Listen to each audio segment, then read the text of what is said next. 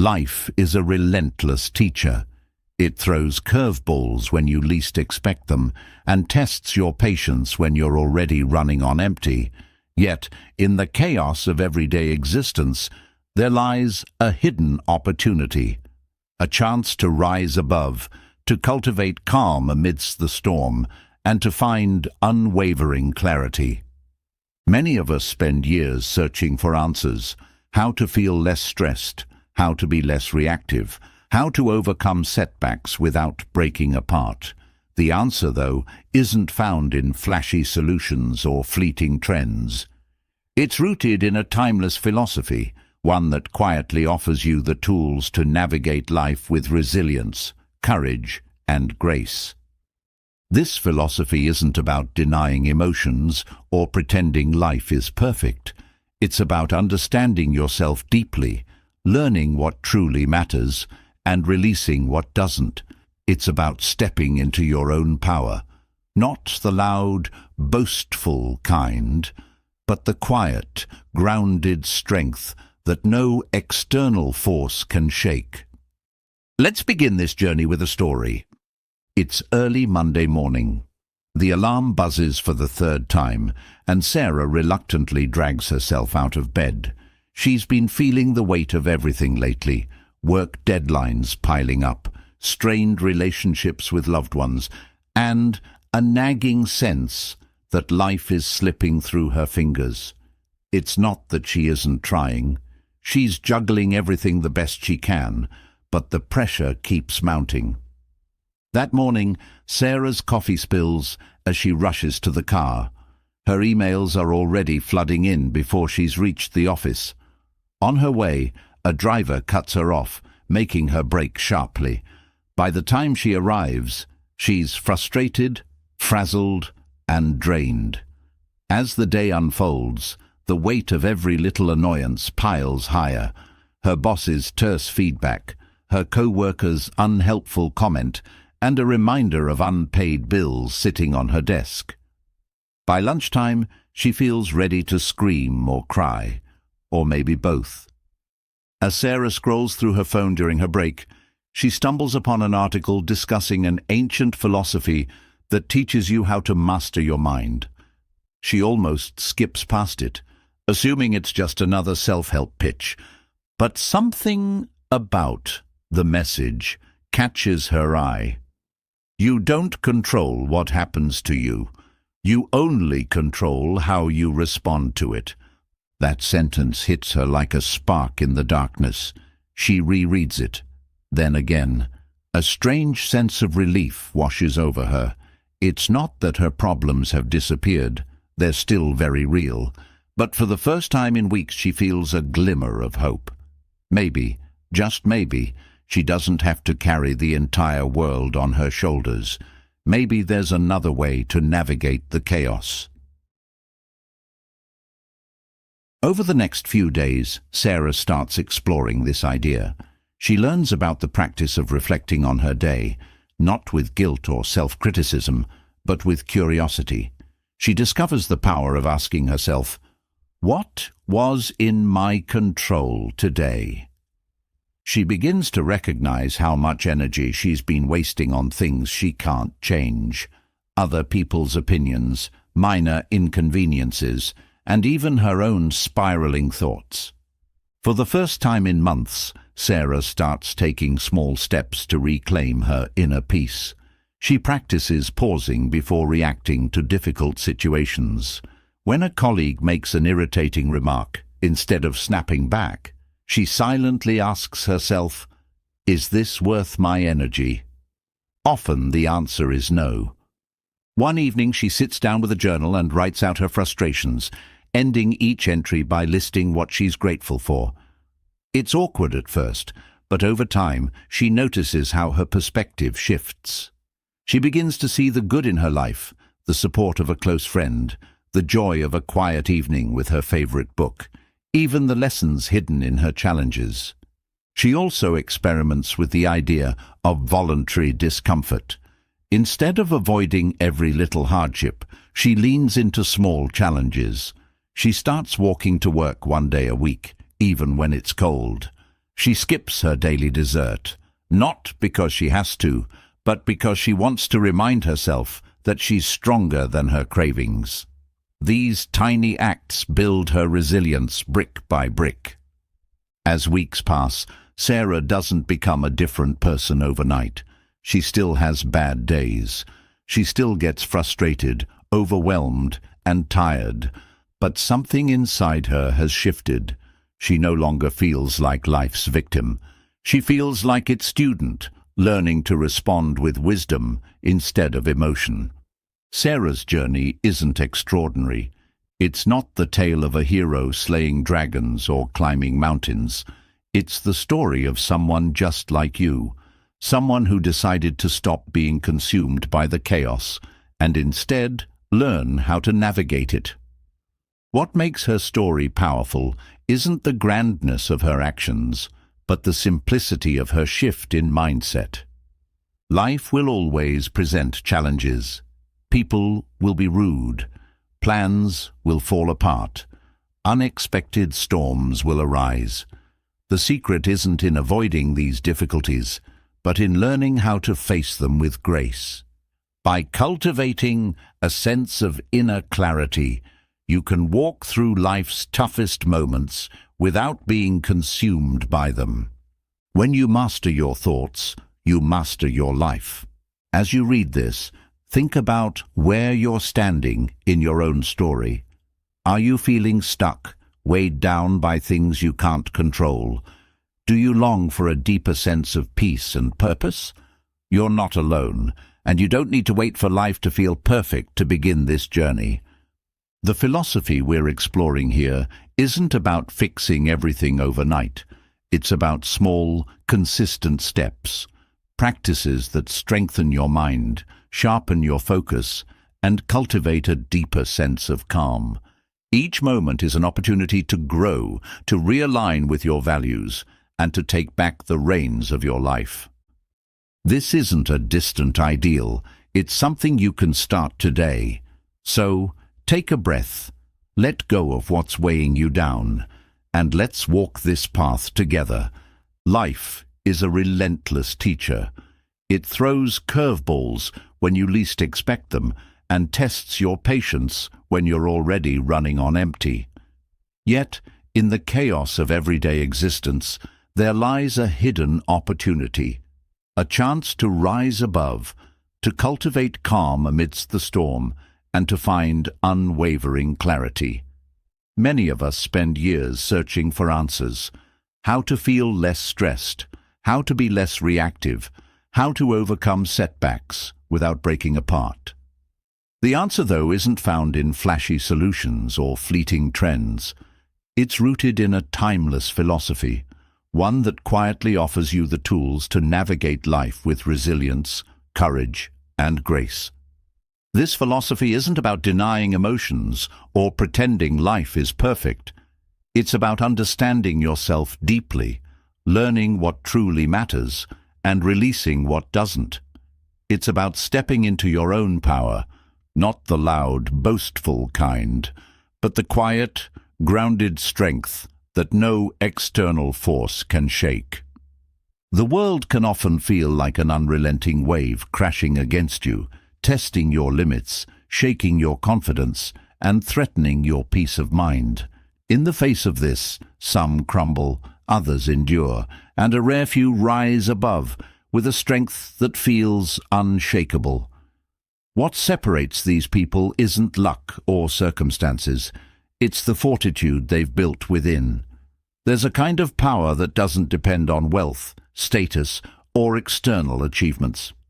It's the quiet resilience of a person who has built an inner citadel, a fortress of the mind that stands unyielding against life's chaos. Strength begins with understanding what truly matters. Building your inner citadel starts by clearing away the unnecessary debris cluttering your thoughts. In a world filled with noise, distractions, and endless demands, the ability to discern what deserves your attention is revolutionary.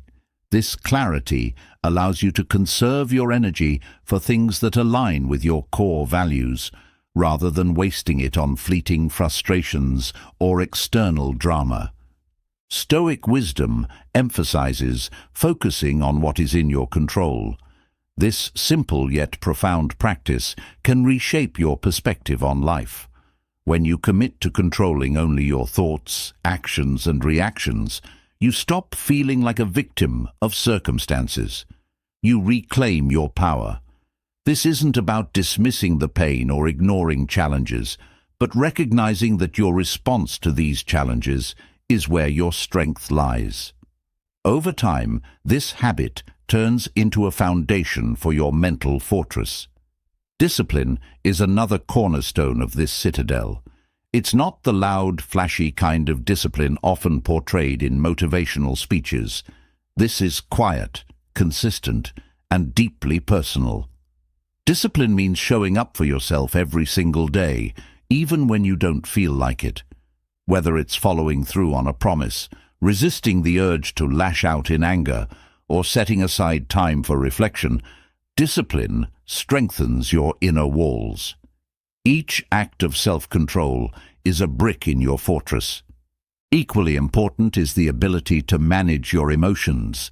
Life will provoke you, but whether you react impulsively or respond thoughtfully defines the strength of your citadel. Emotions aren't enemies to be suppressed. They're signals to be understood. Anger can point to unmet needs, fear to hidden insecurities, and sadness to unacknowledged grief. Instead of being swept away, learn to observe your emotions with curiosity and patience. Over time, you'll find that you no longer fear them. Instead, you respect their place in your life without letting them take over. Building resilience is another essential layer. Resilience isn't about pretending everything is fine or forcing yourself to be strong all the time. It's about adapting to life's blows without losing your balance. This requires self-awareness, the courage to face discomfort, and the wisdom to know when to rest. Resilience grows when you face challenges head-on, not with the expectation of immediate success, but with the commitment to keep moving forward, no matter how small the steps. An often overlooked aspect of mental fortitude is forgiveness, not just toward others, but also toward yourself. Holding on to anger, resentment, or guilt weakens your citadel. Forgiveness is not about excusing harmful behavior, but about freeing yourself from the chains of the past. When you forgive, you reclaim your energy and refocus it on building a life aligned with your values. Reflection is a daily practice that fortifies your inner citadel. Take a moment each evening to review your actions, thoughts, and decisions. This is not a time for judgment, but for learning. What did you handle well? Where could you have acted differently? By doing this consistently, you refine your character and strengthen your mental resolve. Living with purpose creates an unshakable foundation. Without purpose, even the strongest citadel can feel hollow. Purpose doesn't have to be grand or world-changing. It can be as simple as being present for your loved ones, pursuing meaningful work, or striving to become the best version of yourself. Purpose gives your life direction and ensures that your efforts build something meaningful rather than just shielding you from external storms. Gratitude is a powerful shield for your citadel. It shifts your focus from what's missing to what's present, from lack to abundance. Gratitude doesn't mean ignoring hardships, but acknowledging the good that exists alongside them. When you train your mind to find joy in small, everyday moments, your inner strength grows immeasurably. A key part of this journey is letting go of perfection. Your citadel isn't about being invincible or flawless. It's about being adaptable, grounded, and deeply human. Mistakes and setbacks are not failures. They're opportunities to grow stronger. Accepting this truth frees you from the fear of failure and allows you to focus on progress instead of perfection. The people you surround yourself with also influence your citadel. Toxic relationships can weaken even the strongest walls, while supportive connections can reinforce them. Be mindful of who you allow into your life. Seek out those who inspire, challenge, and uplift you. And remember, the most important relationship you'll ever have is the one with yourself. Silence is an underrated but vital element of mental fortitude. In a world that constantly demands your attention, the ability to step back, reflect, and embrace quiet is transformative. Silence isn't just about the absence of noise. It's about creating space for clarity, creativity, and self-discovery. Make time for stillness in your daily life, whether through meditation, journaling, or simply sitting in nature. It is in these moments of quiet that your inner citadel truly strengthens. Compassion is another powerful tool. It might seem counterintuitive to associate compassion with mental fortitude, but the two are deeply connected. Compassion toward yourself and others softens the edges of life's challenges, allowing you to navigate them with grace instead of resistance. It's a reminder that strength isn't about being hardened, it's about being open-hearted and resilient. As your citadel grows, you'll notice a profound shift. You'll stop reacting to life and start responding. You'll find that external events no longer have the power to derail your peace. You'll carry a quiet confidence that comes from knowing you can face anything because your strength doesn't depend on circumstances. It comes from within. This is the power of the inner citadel. It's not a physical place or a distant ideal. It's a mindset, a practice, and a way of being that transforms how you move through the world. With every thoughtful choice, every disciplined act, and every moment of reflection, you fortify your citadel, creating a life of clarity, purpose, and unshakable strength. Transitioning from the inner citadel, where mental fortitude is built and strengthened, we now delve into a principle that underpins its foundation, the mastery of discernment through the dichotomy of control. If the citadel safeguards your inner peace, then understanding what truly deserves your energy ensures its gates remain guarded. Few lessons in life hold the transformative power of recognizing where your control begins and ends. Without this clarity, even the strongest inner walls can crumble under the weight of misplaced priorities. Let us unravel how this principle frees you from unnecessary burdens and realigns your focus toward a life of purpose and peace. The dichotomy of control teaches that life can be divided into two categories, things within your power and things beyond it. This concept, though simple in theory, is profound in practice. Many of life's frustrations stem not from the events themselves, but from clinging to outcomes that we cannot dictate. By focusing solely on what you can control, your thoughts, actions, and responses, you reclaim your energy and reduce the mental clutter that often clouds judgment. It's not about passivity or indifference, but about directing effort where it matters most. This approach is liberating because it allows you to let go of the illusion of control over others, over external circumstances, and over the unpredictable flow of life. At the heart of this practice lies self-awareness.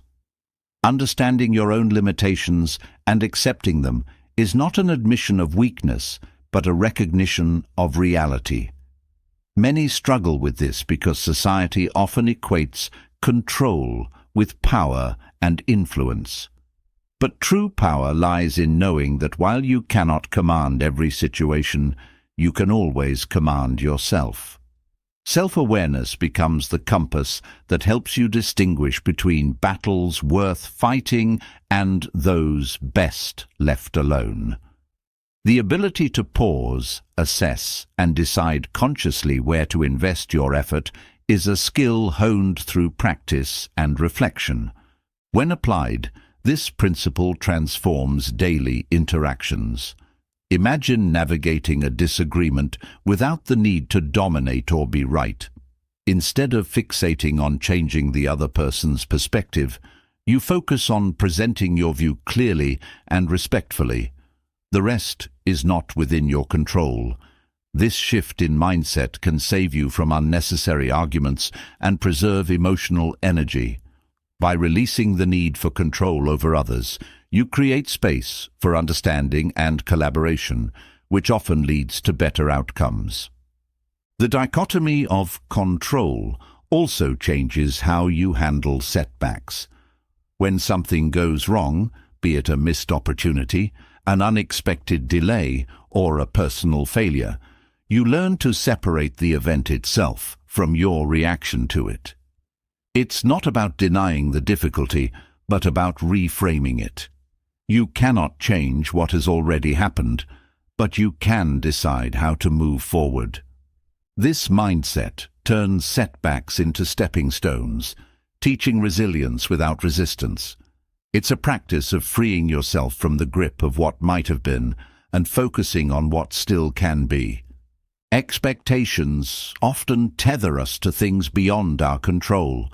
Whether it's anticipating a specific outcome, hoping for someone to behave a certain way, or relying on external validation, these expectations can lead to disappointment and frustration. By aligning your focus with your efforts rather than their results, you shift from a mindset of entitlement to one of empowerment. For instance, when you prepare for a presentation, instead of obsessing over how it will be received, you concentrate on delivering your best. The audience's reaction is not yours to command, but your preparation and execution are entirely within your power. This principle becomes even more impactful when applied to relationships. Trying to control others, whether through persuasion, guilt, or manipulation, creates tension and diminishes trust. Recognizing that you cannot dictate another person's feelings or decisions allows you to approach relationships with respect and authenticity. Instead of striving to change others, you focus on how you show up in the relationship. This shift fosters deeper connections and mutual respect while reducing unnecessary conflict. Letting go of what you cannot control also enhances your ability to stay present. Much of our anxiety stems from ruminating on past mistakes or worrying about future uncertainties. Neither of these is within your control. The past is unchangeable and the future is unpredictable. The only thing you can influence is the present moment. By anchoring yourself in the here and now, you reclaim mental energy that would otherwise be wasted on things beyond your reach. This practice of presence not only reduces stress, but also allows you to fully experience life as it unfolds. A common struggle is dealing with criticism or praise. Both are external judgments, often shaped by factors beyond your understanding or influence.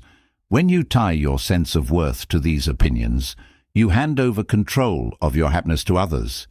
By focusing on your intentions and efforts, rather than external validation, you free yourself from this dependency.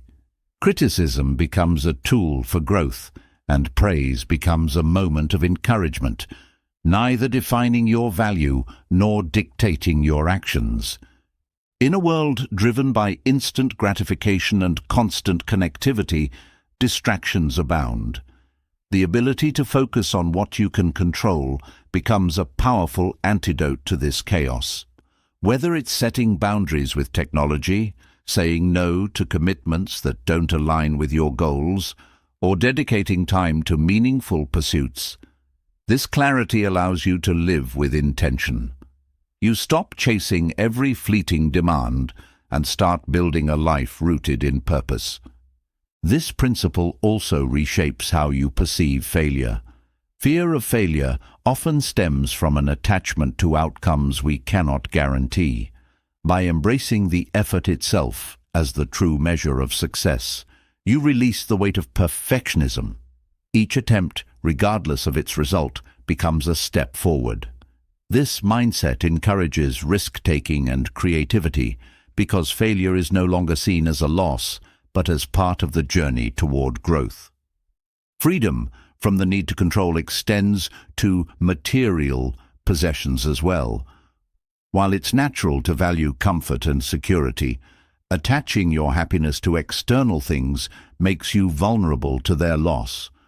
Recognizing that your well-being is rooted in your mindset, not your belongings, creates a sense of liberation.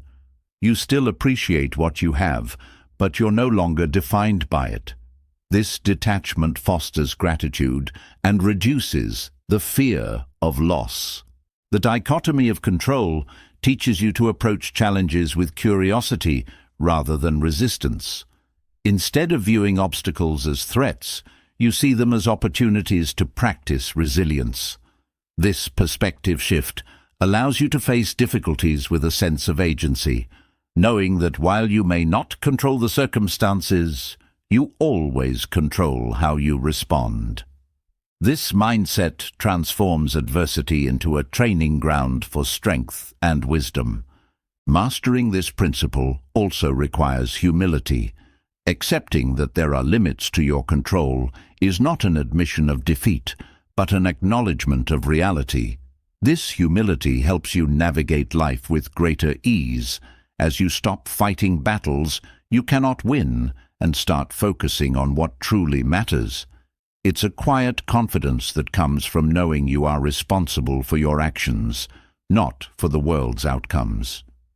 Practicing the dichotomy of control doesn't mean abandoning ambition or goals. On the contrary, it allows you to pursue them with clarity and focus. You set your sights on what you want to achieve, dedicate your best efforts, and then release the need to control the result. This approach not only reduces stress, but also enhances your ability to adapt, as you're not fixated on a single outcome. It's a balance of effort and acceptance that leads to greater fulfillment. Over time, this practice cultivates a deep sense of freedom. You stop feeling weighed down by things beyond your reach and start experiencing life with greater lightness. This freedom is not about escaping responsibility, but about embracing it in its truest form. You take ownership of your choices, actions, and mindset, while releasing the burden of what lies outside your influence. The dichotomy of control is not a one-time decision, but a lifelong practice. Each day presents new challenges, distractions, and opportunities to apply this principle. The more you engage with it, the more natural it becomes. It's a skill that deepens over time, creating a life of focus, peace, and purpose. By mastering what is within your power and releasing what is not, you unlock a sense of clarity and resilience that transforms how you navigate the world. This practice becomes a compass, guiding you toward a life aligned with your values and free from unnecessary burdens. Building clarity by focusing on what we can control frees the mind from unnecessary burdens, but there is a deeper layer to living well. It lies in understanding how our actions align with the larger rhythms of life. There's a natural order to the world, a flow that underpins all things. Fighting against this current often leads to frustration, while aligning with it brings peace and purpose. This is the essence of living in accord with nature, a Stoic principle that invites us to embrace the interconnectedness of all things and move through life with balance. Living in harmony with nature begins with understanding that we are not separate from the world around us. The same forces that govern the tides, the growth of trees, and the migration of birds also govern our lives. Recognizing this interconnectedness reminds us of our place in a much larger system. Instead of seeing ourselves as isolated individuals battling against the world, we begin to see ourselves as integral parts of it. This shift in perspective fosters humility and reduces the sense of struggle that often arises from feeling disconnected. Alignment with nature also involves accepting the reality of change. The seasons shift, rivers carve new paths, and life constantly evolves. Resisting change is like trying to hold back the wind. It's both exhausting and futile. Embracing change, on the other hand, allows us to adapt with grace. This doesn't mean passively accepting everything, but rather approaching life with the understanding that change is a natural part of existence. When we flow with it instead of fighting it, we find a greater sense of peace. A key aspect of living in accord with nature is honoring the cycles within us. Just as the earth has its seasons, so do our minds and bodies. There are times for action and times for rest, moments for growth and moments for reflection. Ignoring these rhythms can lead to burnout or stagnation. By tuning into what we need at any given time, we align our efforts with the natural ebb and flow of life, maximizing both our energy and our impact. Harmony with nature also extends to how we interact with others. Just as every tree in a forest contributes to the ecosystem, each person plays a role in the broader human community. Recognizing this interconnectedness encourages us to treat others with respect and kindness. It's not about blind altruism, but about understanding that our well-being is tied to the well-being of those around us. Acts of compassion and cooperation strengthen the social fabric, creating a more harmonious environment for all. This principle challenges us to examine how we approach our goals and ambitions. Striving for success is natural, but when it comes at the expense of harmony, whether with ourselves, others, or the environment, it becomes destructive. Living in accord with nature means pursuing our goals in ways that honor the balance of life. It's about finding paths that uplift rather than deplete, that create rather than destroy. This approach not only benefits the world, but also ensures that our achievements feel meaningful and fulfilling. Gratitude plays a significant role in aligning with nature. When we appreciate the gifts that life offers, be it the warmth of the sun, the nourishment of food, or the support of loved ones, we cultivate a sense of abundance. Gratitude shifts our focus from what's lacking to what's present, fostering a mindset of contentment. This doesn't mean settling for less, but rather recognizing the richness of what already exists, which in turn inspires us to act with greater care and intention. Living in harmony also involves simplifying our lives.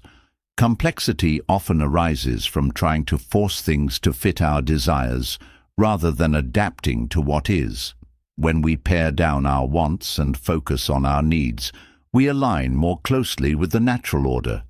Simplicity isn't about deprivation, but about clarity, knowing what truly matters and letting go of the rest. This clarity allows us to move through life with less friction and greater ease. Mindfulness is a practical tool for cultivating this alignment.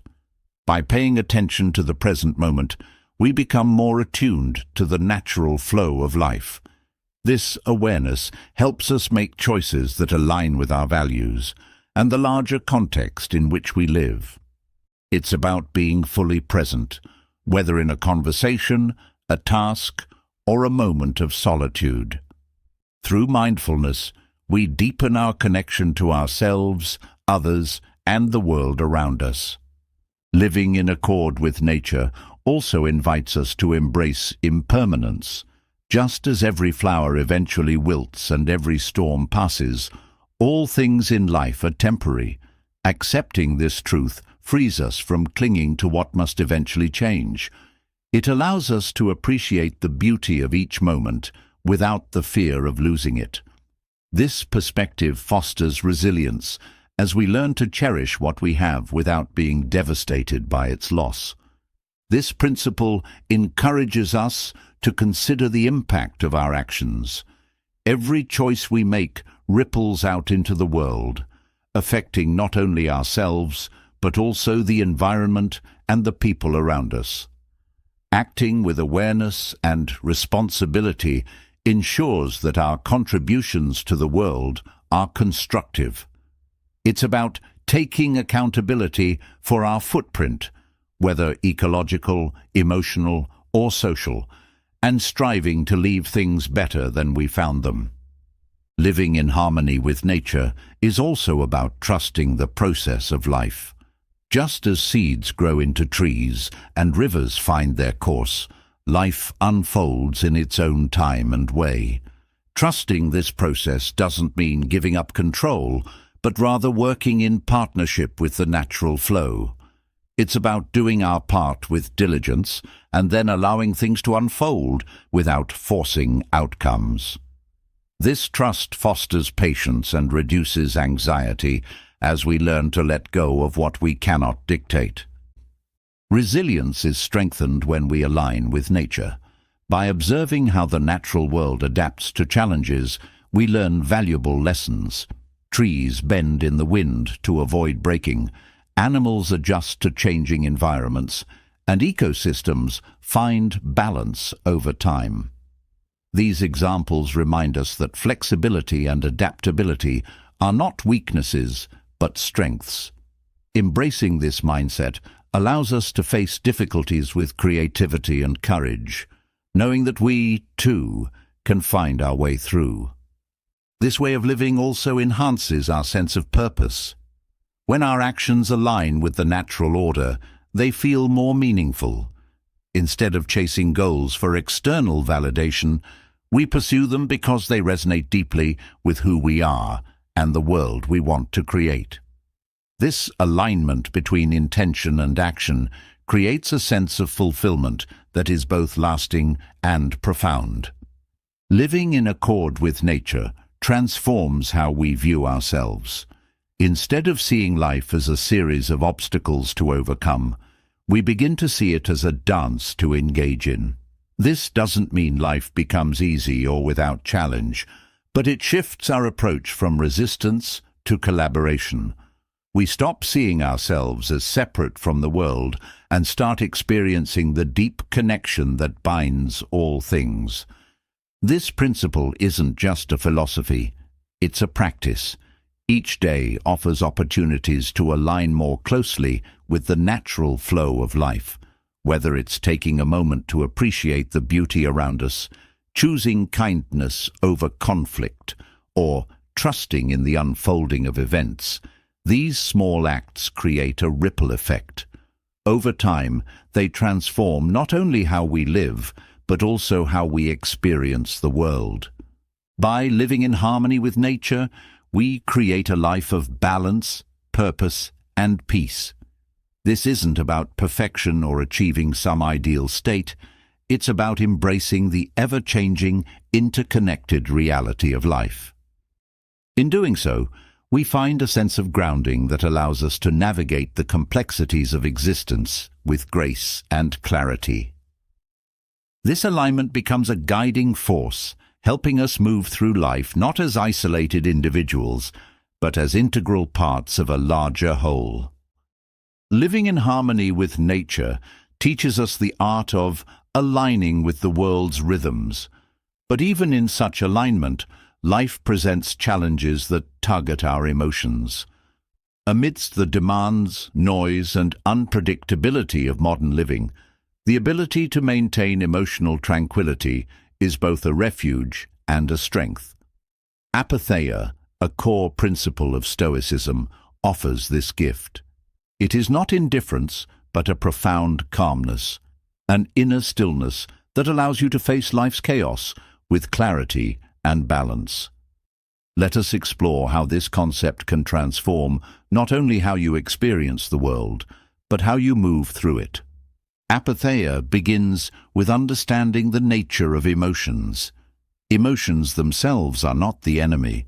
They are natural responses to our perceptions of the world. Fear arises when we perceive danger, anger when we feel wronged, and sadness when we sense loss. These are not inherently bad.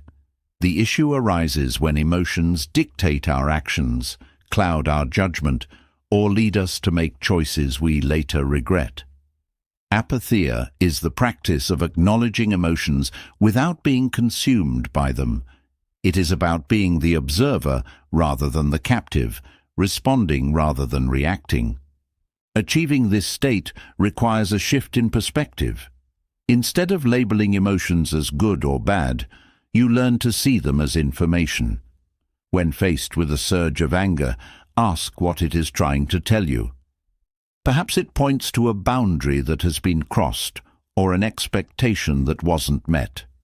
Instead of allowing the anger to control your behavior, you use it as a tool for self-awareness.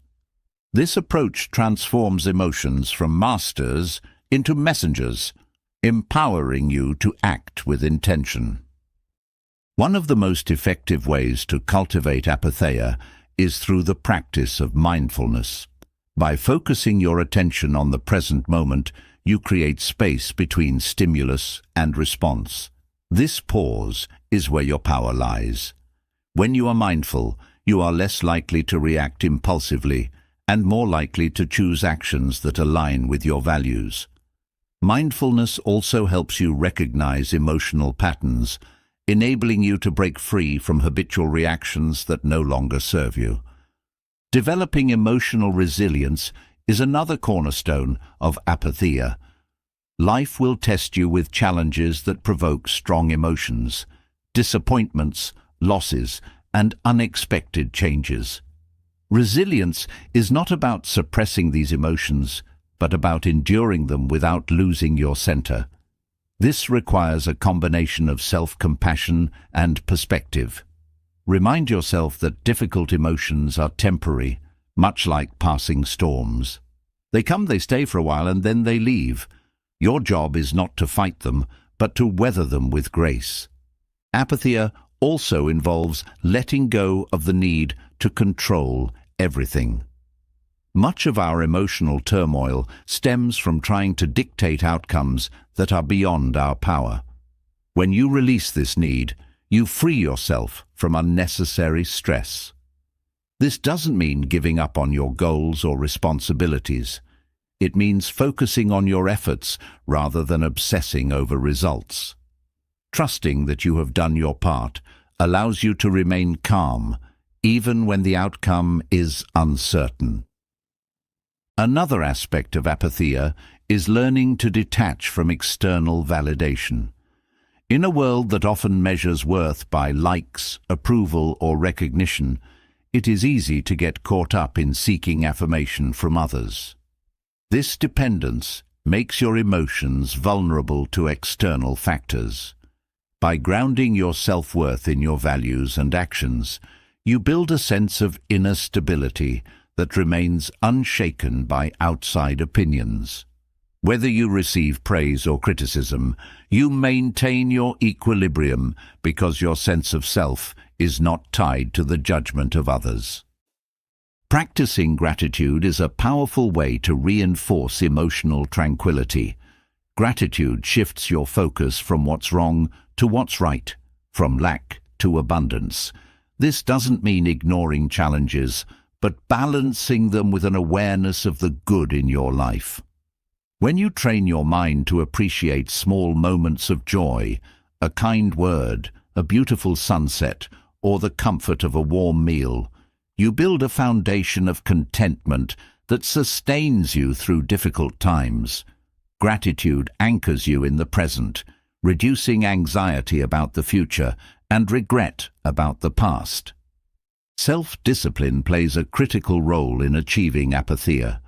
Emotions are often amplified by unchecked habits, such as overreacting to minor inconveniences or indulging in negative self-talk. Developing discipline allows you to recognize and correct these tendencies. For example, if frustration arises every time you face a delay, practicing patience helps you remain calm. Over time, these small acts of discipline accumulate, creating a mindset that is less reactive and more composed. Apatheia also encourages a deeper connection with others. When you are not ruled by your emotions, you are better equipped to engage in meaningful relationships. You can listen without defensiveness, express your thoughts without aggression, and offer support without resentment. Emotional tranquility allows you to respond to others with empathy rather than judgment, strengthening bonds and fostering mutual respect. This state of calmness is further supported by the ability to accept imperfection. Both life and people are inherently flawed. Clinging to the idea of perfection creates frustration and disappointment. By embracing imperfection, you reduce the emotional turbulence that comes from unmet expectations. This doesn't mean settling for less, but approaching life with a sense of realism and grace.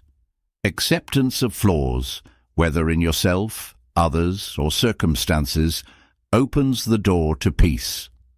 The practice of detachment is another key element. Detachment doesn't mean withdrawing from life or avoiding connections. It means engaging fully without becoming overly attached to specific outcomes. This allows you to enjoy life's experiences while remaining grounded.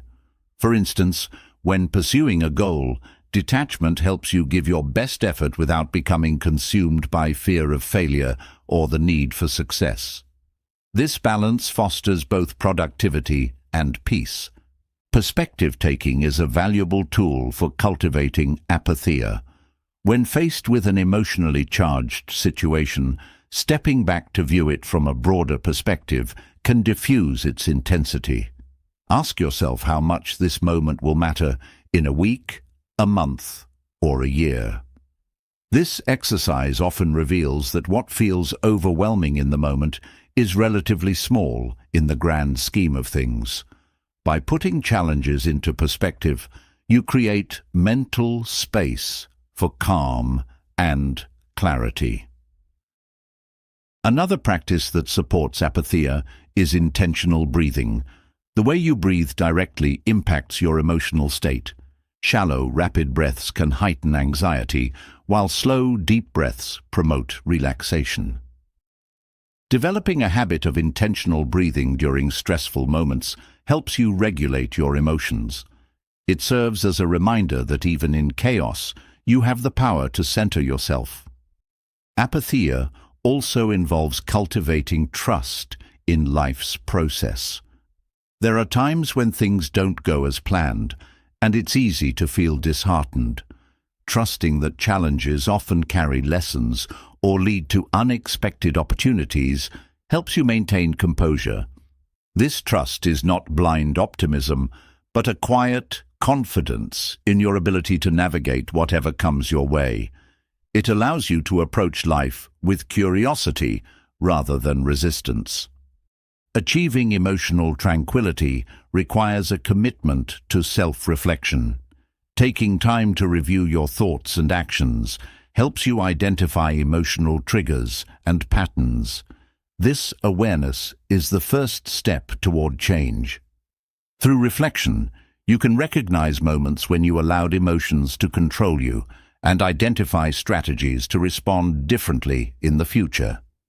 Over time, this practice refines your ability to remain calm and composed, even in challenging situations. Apatheia is not about suppressing emotions or detaching from life. It is about cultivating a state of inner balance that allows you to experience life fully without being overwhelmed by its highs and lows.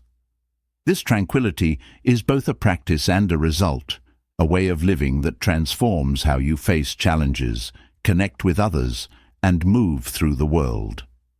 By embracing apatheia, you create a life that is both calm and resilient, grounded in clarity and strength. Having explored the tranquility of apatheia, where emotional clarity brings balance amidst life's chaos, there remains a greater challenge: embracing the unpredictable, the painful, and the seemingly unjust as part of the path. This is the essence of amor fati, the Stoic art of loving fate. It's more than acceptance. It's a radical transformation of how you perceive adversity. Where others see setbacks, you see stepping stones. Where some are defeated, you rise with purpose. Let us delve into this profound philosophy and uncover how it transforms challenges into the foundation of growth and resilience. Amor fati begins with an unshakable commitment to reality. Life is not obligated to conform to your expectations. Events unfold as they will, not as you wish them to. This understanding shifts your mindset from resistance to acceptance. Resistance creates suffering as you expend energy fighting what already is. Acceptance, however, allows you to conserve that energy for meaningful action. Loving fate doesn't mean passivity. It means aligning with the life's flow rather than struggling against it. When you embrace this practice, you stop viewing adversity as an enemy and start seeing it as an ally. The next step is reframing adversity. A challenge is not inherently good or bad. It is neutral until you assign it meaning. By reframing obstacles as opportunities for growth, you take control of the narrative. When you encounter a difficulty, ask what lesson it holds, what strength it can build, or what path it might open. This reframing is not about ignoring pain or pretending everything is fine. It's about finding value in the experience. Each challenge becomes a teacher, offering insights that might not have been available otherwise. Amor fati also involves cultivating resilience through hardship. Adversity tests your limits, but it also reveals your potential. When faced with a setback, your response determines whether you crumble or rise stronger. Resilience is built by facing challenges with courage and persistence, even when the outcome is uncertain. This process is uncomfortable, but it forges strength that cannot be developed in comfort. Each difficulty you endure and overcome becomes a brick in the foundation of your character. Gratitude plays a key role in loving fate. It may seem counterintuitive to feel grateful for hardship, but gratitude shifts your focus from what you lack to what you gain. Consider the growth, wisdom, or clarity that a challenge has brought you. Gratitude doesn't negate the pain of adversity, but it balances it by highlighting the benefits that arise from it. This perspective transforms hardship into a catalyst for positive change, allowing you to approach life with an open heart even in difficult times. Amor fati teaches you to trust in the interconnectedness of events. Life is a tapestry, and each thread, no matter how small or seemingly insignificant, plays a role in the larger picture. Challenges often lead to unexpected opportunities or outcomes that only become clear in hindsight. Trusting this interconnectedness allows you to face adversity with patience and curiosity, knowing that its role in your journey will eventually reveal itself. This trust doesn't eliminate uncertainty, but it provides a sense of purpose that sustains you through it. Letting go of expectations is essential to embracing fate. Expectations create a rigid framework for how life should unfold, and when reality doesn't align, disappointment follows. By releasing these expectations, you create space for life to surprise you. This doesn't mean abandoning goals or aspirations. It means approaching them with flexibility and openness. When you are not attached to a specific outcome, You can adapt more easily to changing circumstances and find new possibilities within them. Amor fati encourages self-reflection in the face of adversity.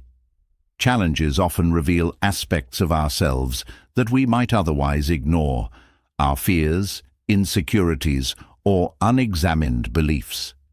Reflecting on these moments allows you to better understand yourself and make intentional choices about how to move forward.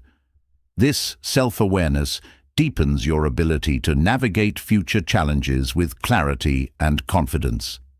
The practice of loving fate also strengthens your relationships. When you approach adversity with grace, you inspire others to do the same.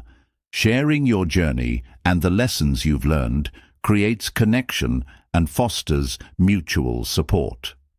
At the same time, recognizing that others face their own struggles deepens your empathy and reduces judgment.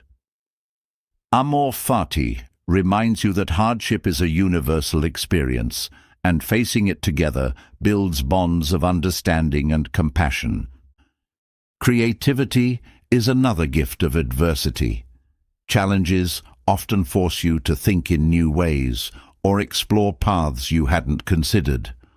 Obstacles push you out of your comfort zone, encouraging innovation and problem-solving. Loving fate means embracing this creativity and seeing adversity as an opportunity to expand your perspective. Each time you navigate a difficulty with creativity, you become more adaptable and resourceful, qualities that serve you well in every aspect of life. A critical aspect of amor fati is learning to let go of blame. When faced with hardship, it's natural to look for someone or something to hold responsible. However, this focus on blame keeps you stuck in the past and prevents you from moving forward. By accepting that life is not always fair and that adversity is part of the human experience, you free yourself from the grip of resentment. Letting go of blame is not about excusing harm, but about reclaiming your energy for growth and healing. Amor fati also emphasizes the importance of taking responsibility for your actions. While you cannot control external events, you have full control over how you respond to them. This responsibility empowers you to turn setbacks into opportunities for growth.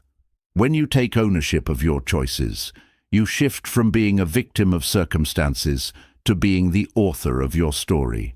This sense of agency is both liberating and empowering, allowing you to face challenges with confidence. Faith in your ability to endure is a cornerstone of loving fate. Adversity can feel overwhelming, but reminding yourself of past challenges you've overcome reinforces your resilience. You have already faced and survived difficulties, and this history of endurance is evidence of your strength.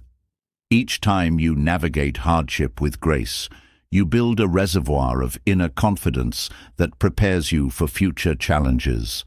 This faith in your ability to endure transforms fear into determination. Amor fati also invites you to embrace impermanence. Nothing in life is permanent, neither joy nor sorrow, success nor failure. Accepting this truth reduces the weight of adversity as you recognize that it, too, will pass. This perspective allows you to face challenges with a sense of calm, knowing that they are temporary. At the same time, it encourages you to appreciate moments of ease and joy, as they are equally fleeting. This balance fosters a deep sense of gratitude and presence. Practicing amor fati involves finding meaning in suffering. While pain is an inevitable part of life, how you interpret and respond to it shapes its impact. Viewing suffering as an opportunity to grow, learn, or contribute to others transforms it from a burden into a catalyst for change. This doesn't mean seeking out suffering, but approaching it with the mindset that it holds value. Each challenge becomes an opportunity to deepen your understanding of yourself and the world. Loving fate also requires cultivating humility. Adversity often reminds us of our limitations, whether physical, emotional, or circumstantial. Embracing these limitations with humility allows you to approach challenges with a sense of openness rather than resistance. Humility doesn't diminish your strength. It enhances it by fostering a mindset of learning and growth. It reminds you that every experience, no matter how difficult, has something to teach. Amor fati transforms your relationship with fear. Fear often arises from uncertainty or the anticipation of loss. By loving fate, you learn to confront fear with curiosity rather than avoidance. This practice builds courage, as you develop the habit of facing rather than fleeing from challenges. Over time, fear loses its grip on you, and you gain the freedom to pursue what matters most, without being held back by what-ifs. This philosophy encourages you to live with intention. When you embrace adversity as part of the path, you stop wasting energy on avoidance or regret and focus on meaningful action. Each choice becomes an opportunity to align with your values and contribute to the world. This sense of purpose provides direction and resilience, even in the face of difficulty. Loving fate means living fully, not despite adversity, but because of it. Amor fati is not about romanticizing hardship, but about transforming your relationship with it. By embracing challenges as integral to the journey, you unlock a deeper sense of peace, resilience, and purpose. This practice doesn't eliminate adversity, but equips you to navigate it with grace and strength. Each moment becomes an opportunity to grow, to learn, and to love the life that unfolds before you, exactly as it is.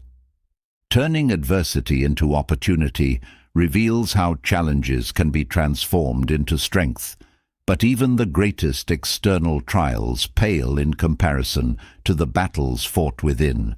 The inner critic, persistent, unrelenting, and often cruel, can be the most formidable obstacle to overcome.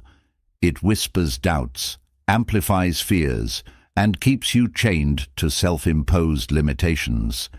Breaking free from these emotional chains requires a deliberate shift in how you perceive yourself and your worth. Stoicism offers the tools to silence the inner critic and replace it with a voice of clarity, resilience, and self-acceptance. The first step toward freedom from the inner critic is understanding its nature. This critical voice is not an inherent part of you, but a collection of beliefs, fears, and expectations absorbed over time. It thrives on comparison, judgment, and the illusion of perfection. Recognizing the critic for what it is, a product of conditioning rather than truth, begins to loosen its grip. By separating your identity from this voice, you create space to question and challenge its validity. Self-awareness is essential in this process. The inner critic often operates unnoticed, shaping your thoughts and actions without your conscious approval. Bringing its messages into the light allows you to examine them critically. For instance, when the critic tells you that you're not good enough, pause and ask whether this statement is rooted in fact or fear. Most often these judgments are exaggerated or entirely baseless. Developing the habit of questioning negative self-talk diminishes its power over time. Reframing is a powerful tool to counter the inner critic. When it highlights a perceived failure, shift your focus to what you've learned or how you've grown. Instead of seeing mistakes as evidence of inadequacy, view them as stepping stones toward improvement. This shift in perspective transforms self-criticism into self-compassion, fostering a mindset of growth rather than judgment. Each time you reframe a negative thought, you weaken the critic's influence and strengthen your confidence.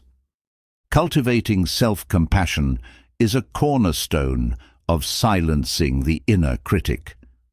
While the critic thrives on harshness, compassion nurtures understanding and acceptance. Treat yourself as you would a dear friend, offering kindness, patience, and encouragement in moments of struggle. Self-compassion doesn't mean ignoring areas for improvement, but addressing them with a supportive mindset. This approach creates a foundation of emotional resilience, making you less susceptible to the critic's attacks. Embracing imperfection is another key to breaking free.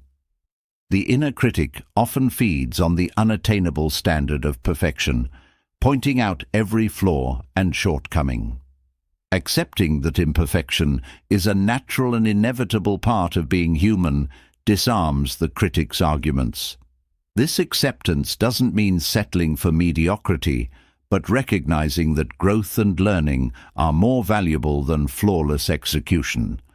Letting go of perfection frees you to take risks, pursue goals, and celebrate progress without the fear of falling short.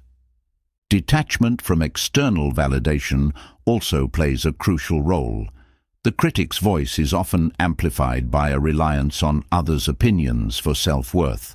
Stoicism teaches that true value lies in your character and actions, not in how others perceive you. By grounding your sense of worth internally, you become less affected by praise or criticism. This detachment allows you to focus on what truly matters, living authentically and in alignment with your values. Gratitude helps shift focus away from the critic's negativity.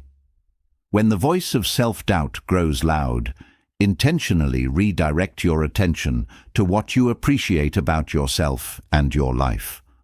Gratitude for your strengths, achievements, and the opportunities for growth you've encountered counters the critic's narrative of insufficiency. This practice not only silences negativity, but also cultivates a more balanced and positive self-view. Practicing mindfulness further weakens the critic's hold. Mindfulness teaches you to observe your thoughts without attachment or judgment. When the critic speaks, instead of engaging with its messages, acknowledge them and let them pass. This practice creates distance between you and the critic, reducing its ability to dictate your emotions and actions. Over time, mindfulness helps you recognize the critic's voice as just another passing thought, rather than a defining truth. Developing self-discipline protects you from the critic's influence.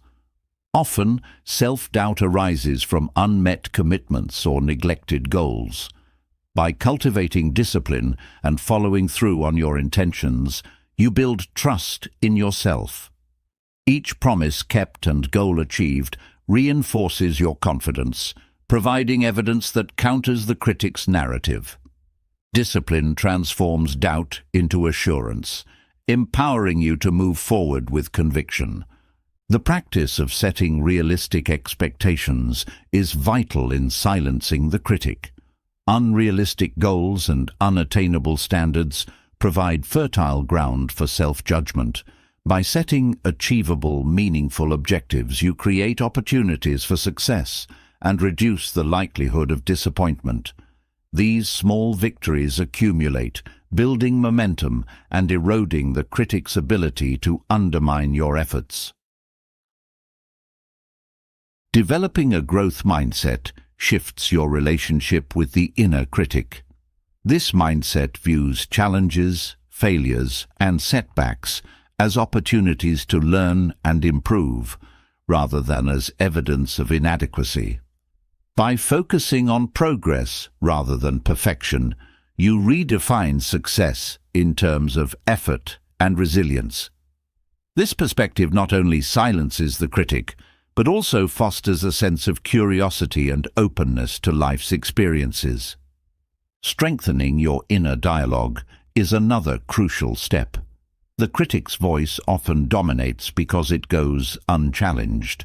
By consciously replacing negative self-talk with affirmations, encouragement, and constructive feedback, you cultivate a more supportive internal environment. This doesn't mean ignoring areas for growth, but addressing them in a way that motivates rather than discourages. Over time, this positive dialogue becomes your default mode of thinking. Boundaries are essential in managing the critic's influence.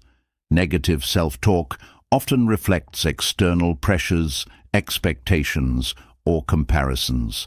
Setting clear boundaries with others and with yourself protects your emotional space. This might involve limiting exposure to toxic relationships, avoiding environments that trigger self-doubt, or simply saying no to obligations that don't align with your values. These boundaries create a sense of safety, reducing the critic's power to destabilize you. Reflection is a powerful practice for understanding and disarming the critic. Taking time to review your thoughts and actions helps you identify patterns of self-doubt and their triggers. Reflection also allows you to celebrate progress and acknowledge areas for growth without judgment. This balanced perspective fosters self-awareness and equips you with strategies to respond constructively to the critic's voice. The inner critic often thrives on comparisons. Breaking free requires shifting your focus from how you measure up to others to how you measure up to your own potential. Your journey is unique, and comparing it to someone else's only detracts from your progress. By embracing your individuality and focusing on your personal growth, you silence the critic's comparisons and deepen your sense of self-worth. Amor fati, or loving fate, ties into silencing the critic by encouraging acceptance of all aspects of yourself. Instead of fixating on perceived flaws, embrace them as part of your humanity. This doesn't mean ignoring areas for improvement, but approaching them with a sense of curiosity and self-love. Loving all parts of your journey, both strengths and weaknesses, cultivates a sense of wholeness that disarms the critic's judgments. Embracing self-forgiveness is essential for breaking free from emotional chains. The critic often holds on to past mistakes, using them as ammunition for self-doubt. Forgiving yourself for missteps doesn't erase their consequences, but frees you from the weight of guilt and regret. This forgiveness allows you to learn from the past without being defined by it, creating space for growth and renewal. Breaking free from the inner critic is not about silencing it completely, it's about transforming its role. Instead of being a source of self-doubt, it becomes a guide for self-awareness and growth. By cultivating compassion, resilience, and clarity, you replace the critic's negativity with a voice that empowers and supports you. This transformation liberates you from emotional chains, allowing you to move through life with confidence, purpose, and peace. The path to silencing the inner critic often leaves us searching for tools to reinforce self-awareness and clarity. One of the most transformative practices in this journey is the evening review, a deliberate moment of reflection that allows you to evaluate your day, uncover lessons, and refine your approach to life. This simple yet profound Stoic exercise offers not only a way to grow, but also an anchor to stay grounded in your values and intentions. It is here, in this quiet pause, that self-discovery and inner growth flourish. The evening review begins with stillness. As the world winds down and distractions fade, you create a space to connect with yourself. In this stillness, there's no judgment, only curiosity. The day's events are like pieces of a puzzle, waiting to be examined and understood. By sitting with these moments, you step back from the noise and see the bigger picture. This perspective is invaluable, as it allows you to identify patterns, behaviors, and decisions that shaped your day. This practice is rooted in honesty. It requires you to look at your actions and thoughts with a clear, unfiltered lens. Were your choices aligned with your values? Did you act out of fear, impatience, or anger? Or did you approach challenges with patience, courage, and integrity? This isn't about finding fault, but about understanding where you stood strong and where you faltered. Honesty is the foundation of growth. Without it, self-improvement remains elusive. Reflection during the evening review also cultivates gratitude. Amidst the busyness of life, it's easy to overlook the moments of kindness, joy, or progress that color your day. By intentionally seeking these moments, you train your mind to focus on the positive, counterbalancing the human tendency to dwell on the negative. Gratitude shifts your mindset from lack to abundance, reminding you of the richness of even the simplest experiences. This habit strengthens resilience and fosters contentment. Equally important is acknowledging challenges. The evening review invites you to revisit moments of frustration, difficulty, or conflict, not to relive them, but to learn from them. These moments are valuable teachers, offering insights into your triggers, habits, and emotional responses. By exploring what could have been done differently, you prepare yourself for similar situations in the future. Reflection turns setbacks into stepping stones, paving the way for growth and understanding. This exercise also strengthens accountability. In reviewing your day, you take responsibility for your actions and their impact.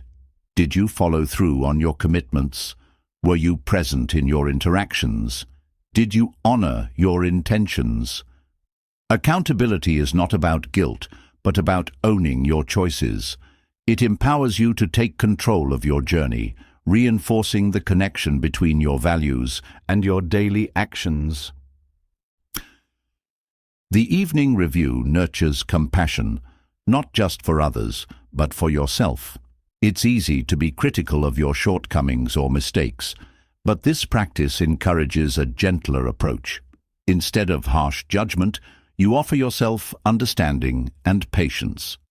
You recognize that growth is a process and that every effort, no matter how small, is a step forward. This compassion fosters a positive relationship with yourself, creating a supportive foundation for ongoing improvement. This practice also sharpens focus. As you reflect on your day, you clarify what matters most. What moments felt meaningful? What activities aligned with your goals? This clarity helps you distinguish between what deserves your energy and what doesn't. Over time, this focus streamlines your choices, ensuring that your actions contribute to a life of purpose and intention. The evening review builds discipline. It's a daily commitment to pause, reflect, and recalibrate. This consistency creates momentum, turning self-awareness into a habit.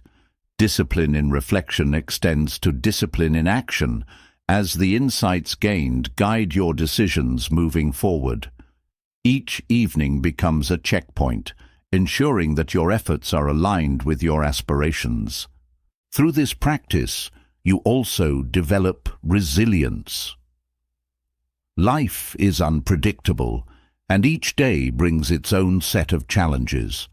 The evening review provides a space to process these experiences, reducing their emotional weight. It's a reminder that no matter what happens, you have the tools to navigate and grow from it. This resilience becomes a source of strength, allowing you to face each new day with confidence and clarity. The evening review is an exercise in mindfulness. It draws your attention to the present moment, even as you reflect on the past. This mindfulness enhances your awareness of your thoughts, emotions, and behaviors, enabling you to respond to life more intentionally. It's a practice of being fully present with yourself, fostering a deeper connection to your inner world. One of the most powerful aspects of this practice is its adaptability. There's no rigid formula. It can be tailored to suit your needs and preferences. whether it's writing in a journal, meditating, or simply sitting in quiet contemplation. The evening review meets you where you are. This flexibility ensures that the practice feels natural and sustainable, making it a lifelong companion in your journey of growth. The evening review also enhances your relationships. As you reflect on your interactions, you gain insight into how your words and actions affect others. Were you kind? Did you listen attentively? Did you express gratitude or offer support? These reflections deepen your understanding of your connections and inspire you to nurture them with greater care and intention. Over time, this practice reveals the progress you've made. Growth is often subtle and gradual, making it easy to overlook. By reviewing your days consistently, you witness the small victories and shifts that accumulate into meaningful change. This awareness reinforces your motivation, reminding you that your efforts are making a difference. The evening review fosters adaptability. Each day presents unique circumstances, and the ability to learn from them enhances your flexibility. Reflection helps you identify what worked, what didn't, and how you can adjust moving forward. This adaptability is a key component of resilience, enabling you to navigate life's twists and turns with confidence and grace. This practice also strengthens your sense of purpose. In reflecting on your actions and choices, you reconnect with your values and goals. What drives you? What gives your life meaning? This connection provides direction, ensuring that your days are spent in alignment with what truly matters to you. Purpose becomes the compass that guides your journey, grounding you in the face of uncertainty. The evening review is a reminder of the power of choice. Each day is a series of decisions, and reflecting on them highlights your agency in shaping your life. This awareness empowers you to make choices that reflect your intentions, values, and aspirations. It's a practice of taking ownership of your path and creating a life that feels authentic and fulfilling. This exercise also cultivates gratitude for time. Each day is a gift, and the evening review encourages you to appreciate it fully. By reflecting on how you spent your time, you become more mindful of its value. This awareness inspires you to use your time wisely, prioritizing what matters most and letting go of what doesn't. The evening review is not just a practice, it's a mindset. It's an invitation to approach life with curiosity, openness, and a commitment to growth. Through reflection, you deepen your understanding of yourself and your journey, uncovering insights that guide you toward a more intentional and fulfilling life. Each evening becomes an opportunity to learn, to grow, and to prepare for the day ahead with clarity and purpose. Reflecting on the day through an evening review provides clarity and helps you recalibrate your actions. But there's another profound practice that equips you to navigate life's uncertainties with strength and grace. Negative visualization.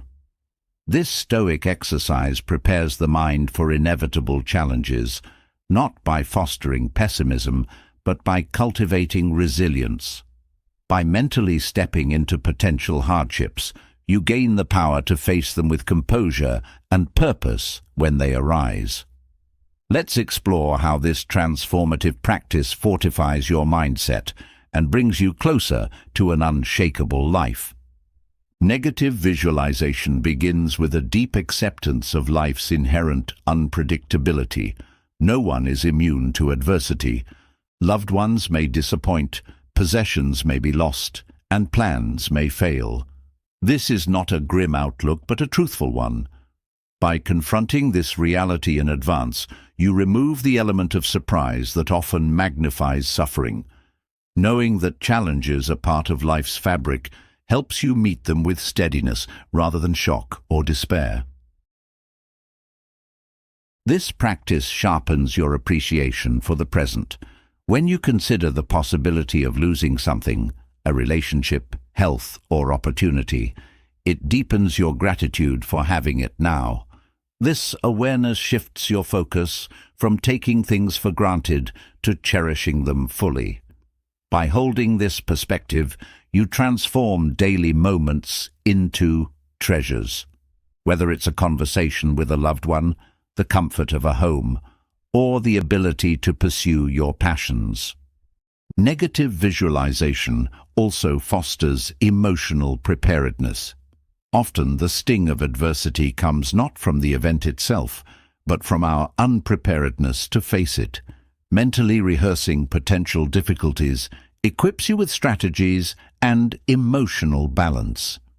For instance, considering how you might handle a job loss encourages you to think about financial safety nets and professional networks.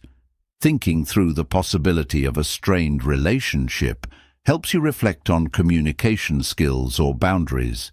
This forethought minimizes panic and enhances your ability to respond with clarity. This practice strengthens your resilience. By mentally encountering obstacles, you train your mind to adapt and persevere.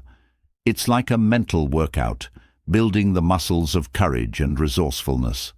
Each time you engage in negative visualization, you fortify your ability to remain composed in real-life situations. Resilience doesn't mean avoiding hardship, but navigating it with grace, and this exercise lays the groundwork for that capacity. Negative visualization also encourages a healthy detachment from outcomes. By imagining scenarios where things don't go as planned, you reduce the intensity of your attachment to specific results. This doesn't mean abandoning goals, but approaching them with flexibility. When you're less tethered to a particular outcome, you can navigate setbacks without losing your sense of direction. This detachment fosters a sense of freedom, allowing you to pursue your aspirations without fear of failure. This exercise deepens your understanding of what truly matters. When you imagine the loss of something or someone, it clarifies its importance in your life. This clarity helps you prioritize your energy and focus on what aligns with your values. For example, considering the possibility of losing a close friendship might inspire you to invest more time in that relationship. Reflecting on the fragility of health might encourage you to adopt habits that promote well-being. Negative visualization sharpens your awareness of life's fleeting nature and motivates you to live with greater intention.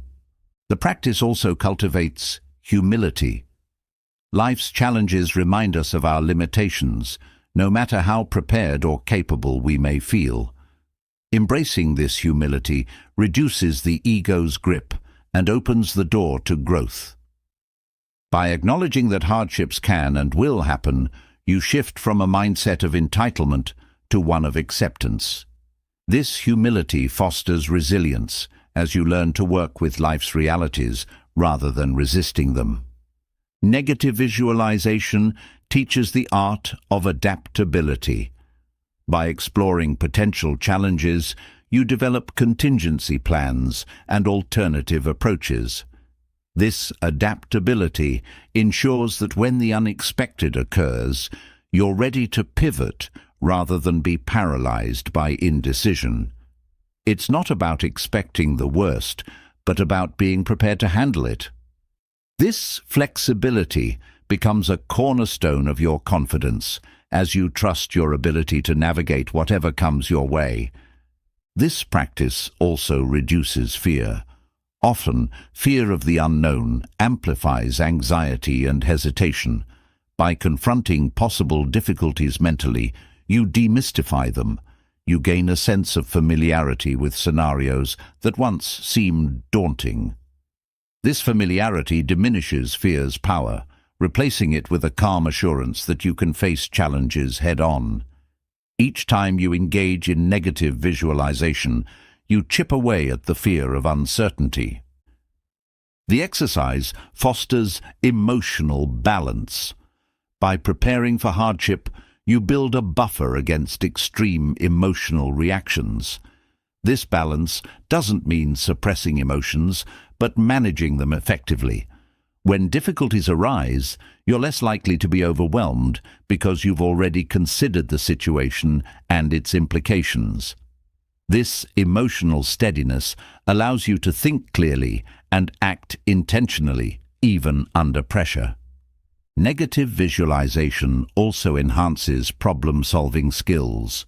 By mentally navigating potential obstacles, you practice finding solutions in a low-stakes environment. This mental rehearsal trains your brain to approach challenges creatively and constructively. When faced with real difficulties, this practice pays off as you're more likely to respond with ingenuity and resourcefulness. This exercise aligns with the principle of amor fati, or loving fate. By envisioning adversity, you not only prepare for it, but also cultivate a sense of acceptance. This acceptance doesn't mean passivity, but a willingness to embrace life as it unfolds, including its difficulties. Loving fate transforms hardship into an opportunity for growth and self-discovery, allowing you to find meaning even in adversity. Negative visualization encourages mindfulness in decision-making. When you've considered potential challenges, you're more likely to make choices that align with your long-term well-being. This foresight reduces impulsive decisions driven by short-term emotions. Instead, you approach life with a measured perspective, considering both the risks and rewards of your actions. This practice also deepens your empathy. By imagining the struggles of others, you gain a greater appreciation for their experiences. This empathy enhances your relationships as you approach others with understanding and compassion. It reminds you that hardship is a universal experience, creating a sense of connection and solidarity. Negative visualization transforms your relationship with time. By reflecting on life's impermanence, you develop a heightened awareness of the present moment. This awareness encourages you to use your time wisely, focusing on what brings fulfillment and purpose. It also inspires you to let go of trivial concerns as you recognize the fleeting nature of life's challenges. Through this practice, you cultivate a sense of inner peace. Preparing for life's difficulties reduces the mental clutter of worry and anxiety.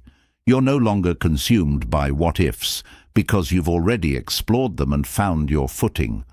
This peace doesn't eliminate challenges, but equips you to face them with a steady heart and a clear mind. Negative visualization is not about dwelling on worst-case scenarios, but about building the resilience and clarity to handle them. It's a practice of preparation, gratitude, and acceptance that strengthens your ability to navigate life's uncertainties. Each time you engage in this exercise, you deepen your capacity for courage, adaptability, and wisdom. This is the power of preparing for life's inevitable challenges.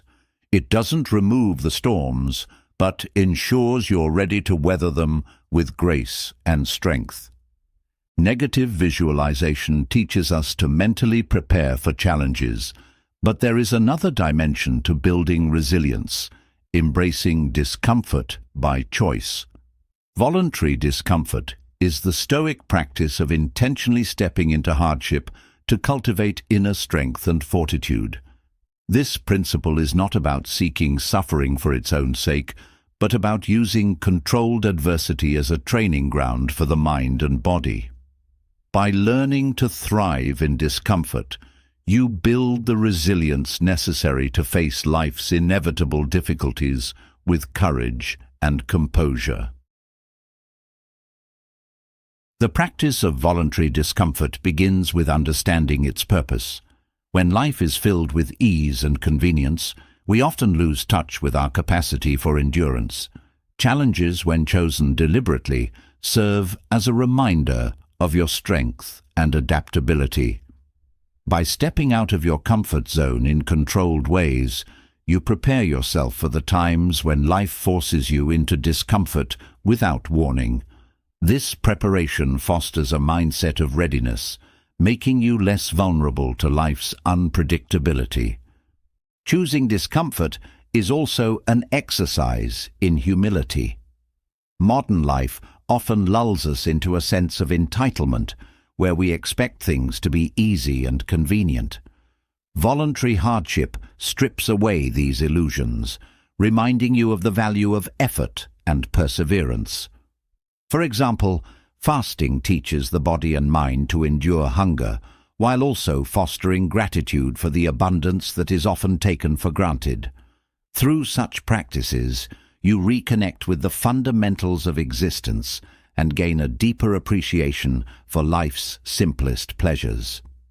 This practice strengthens willpower by challenging you to resist immediate gratification.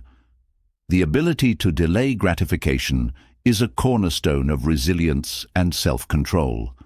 When you intentionally deny yourself certain comforts, such as sleeping without a blanket on a cold night or walking instead of driving, you train your mind to prioritize long-term growth over short-term ease. Each act of restraint becomes a testament to your discipline, reinforcing your ability to make choices aligned with your higher goals. Voluntary discomfort also enhances your adaptability. Life's challenges often require you to adjust quickly to new circumstances, and practicing controlled discomfort builds this flexibility.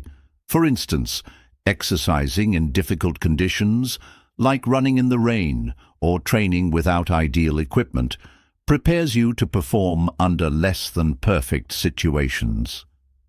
Adaptability becomes a skill you can rely on, giving you confidence to face life's uncertainties with grace and creativity. This practice deepens your connection to gratitude. When you experience controlled discomfort, you gain a heightened awareness of the comforts and privileges you usually enjoy.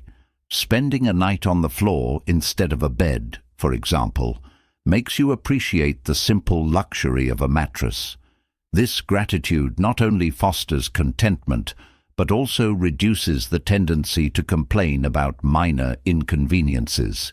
Your focus shifts from what you lack to what you have, creating a sense of abundance and fulfillment. Engaging in voluntary discomfort also fosters emotional resilience. When you face small, intentional challenges, you train your mind to remain calm and composed under stress. For example, taking cold showers requires you to manage the body's immediate reaction to discomfort, teaching you to breathe through the experience and maintain focus. This ability to regulate emotions becomes invaluable in real-life situations, where maintaining calmness can make all the difference in navigating difficulties effectively. This practice rewires your relationship with fear. Discomfort often triggers fear of failure, embarrassment, or pain. By voluntarily stepping into uncomfortable situations, you confront these fears head-on, diminishing their power over you. Public speaking, for instance, is an area where many feel discomfort. By practicing in front of small groups and gradually increasing the audience size, you build confidence and transform fear into familiarity. Over time, fear becomes less of a barrier and more of an opportunity for growth. Voluntary discomfort also teaches you the value of simplicity. When you strip away excess comforts, you discover how little you truly need to be content. This realization can reduce the constant craving for more and help you focus on what genuinely matters. Living with less, even temporarily, cultivates a mindset of sufficiency and helps you let go of attachments to material possessions. This simplicity brings clarity as your energy is no longer consumed by the pursuit of unnecessary luxuries. This practice encourages resilience through perspective. When you voluntarily expose yourself to hardship, you gain a clearer understanding of the challenges others may face daily. This perspective fosters empathy and compassion, as you recognize the strength it takes to endure struggles that are not chosen. Experiencing discomfort also reminds you of your capacity to endure, strengthening your belief in your ability to navigate future difficulties with confidence and determination.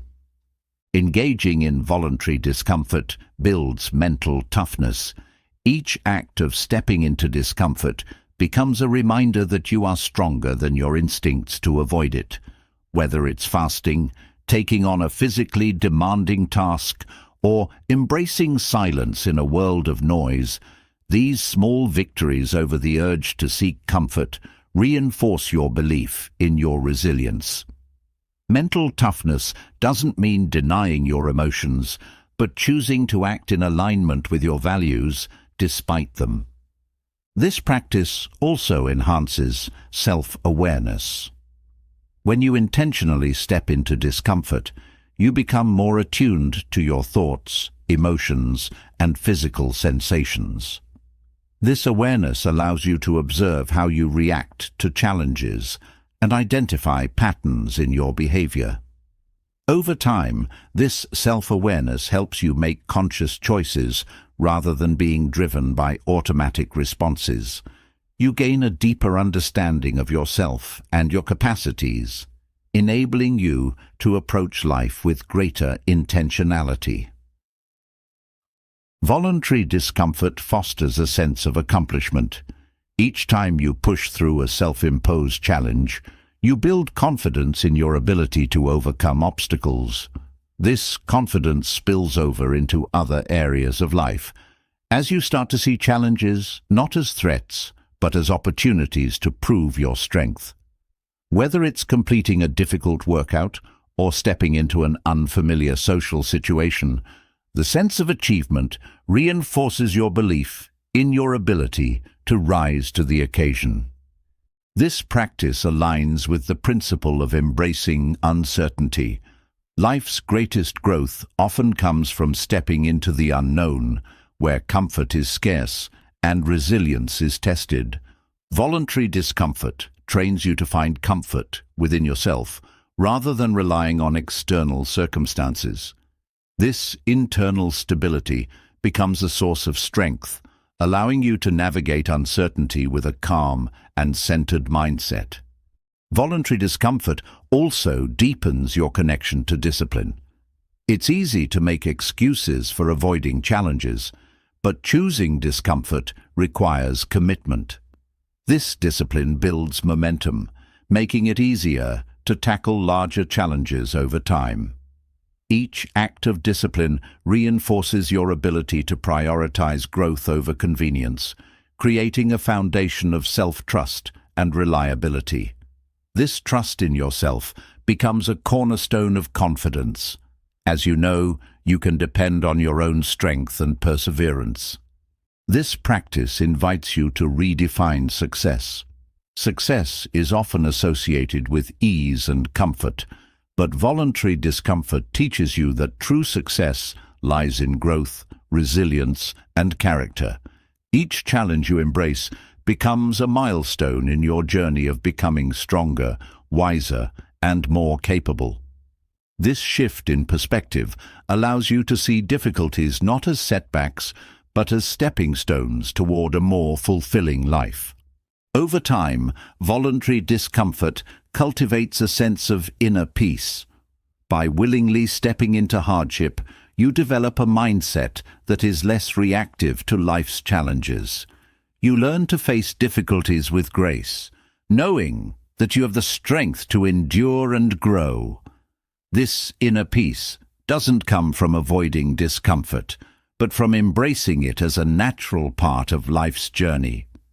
Practicing voluntary discomfort is not about seeking unnecessary pain, but about building the resilience and perspective needed to navigate life's challenges with strength and grace.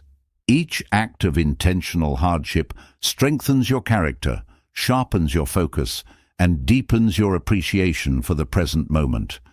This practice becomes a powerful tool for self-discovery and growth, equipping you to face life's uncertainties with unwavering determination and clarity. Building resilience through voluntary discomfort equips you to face life's challenges with strength and composure.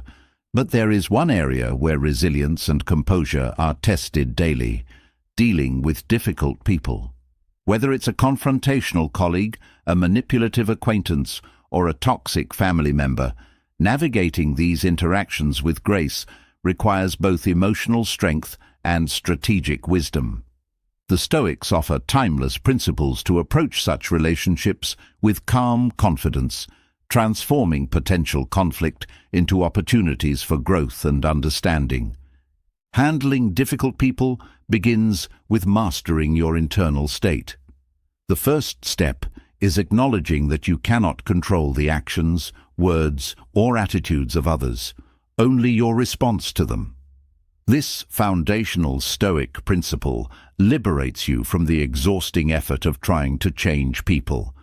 Instead, your focus shifts to maintaining your own balance, ensuring that their behavior does not dictate your emotional state. This mental discipline keeps you centered and prevents you from being drawn into unnecessary drama. A key practice in dealing with challenging individuals is maintaining emotional detachment. This does not mean becoming cold or indifferent, but learning to separate their behavior from your sense of self-worth. Often, difficult people project their frustrations, insecurities, or unmet needs onto others. Recognizing that their actions are reflections of their inner struggles and not a reflection of your value allows you to engage with them without taking their behavior personally. This perspective creates emotional distance, shielding you from undue stress.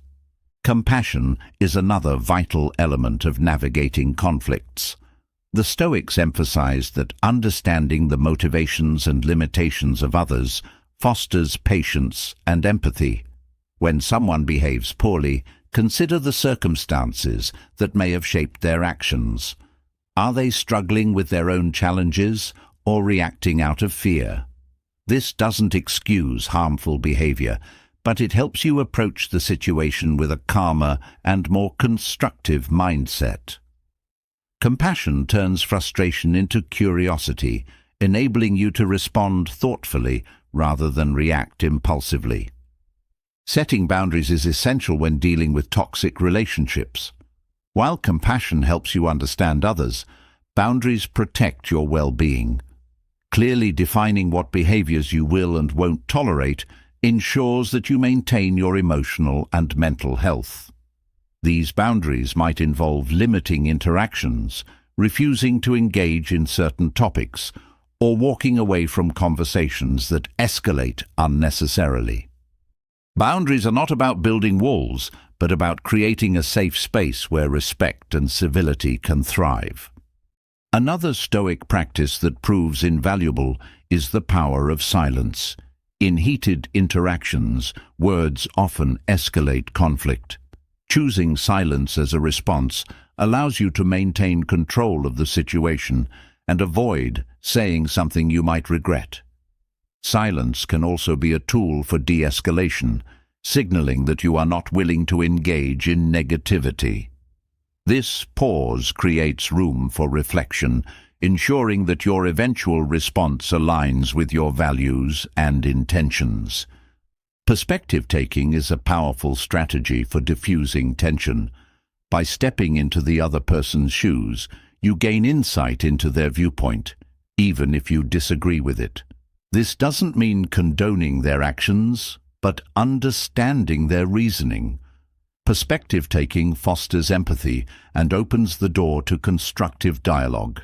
It also allows you to identify common ground, which can serve as a foundation for resolving disagreements.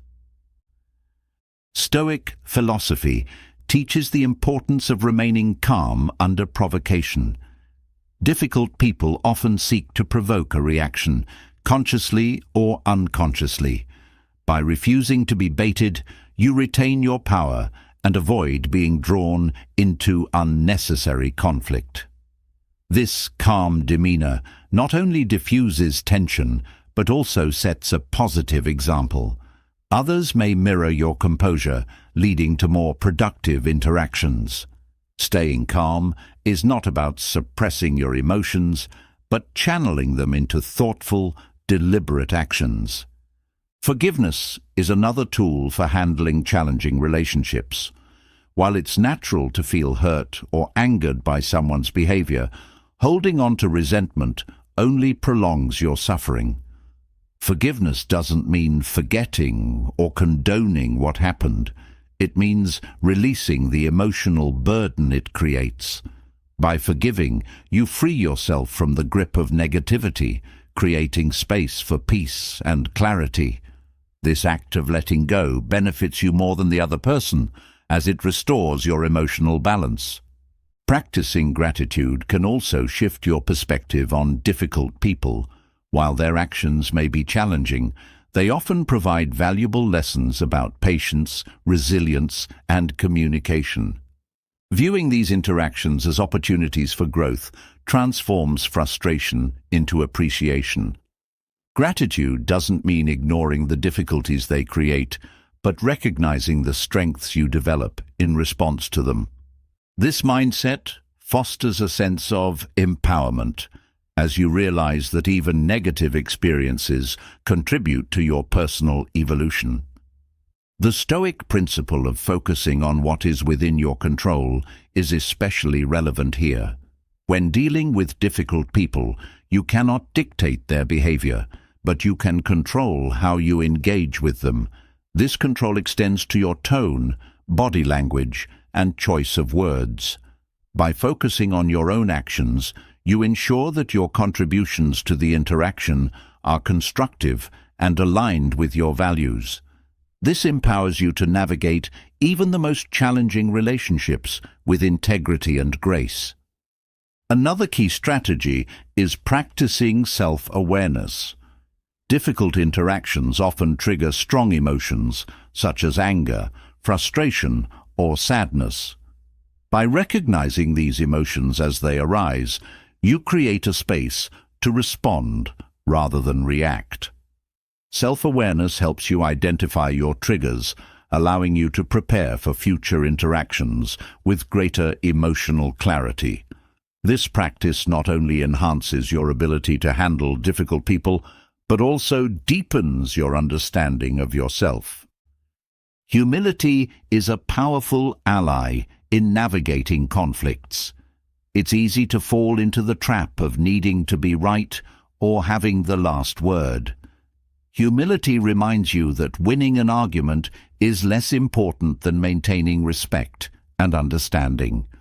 By prioritizing connection over competition, you open the door to meaningful resolution.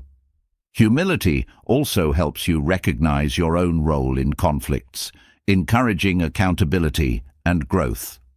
Sometimes, the best way to handle a difficult person is to remove yourself from the situation entirely. This doesn't mean avoiding responsibility, but recognizing when a relationship or interaction is harmful to your well-being. Walking away is not a sign of weakness, but an act of self-respect. It allows you to prioritize your peace and focus your energy on relationships that uplift and support you. Practicing intentional breathing during tense moments can help you stay grounded. When faced with a confrontational person, your body's natural stress response may kick in, making it harder to think clearly.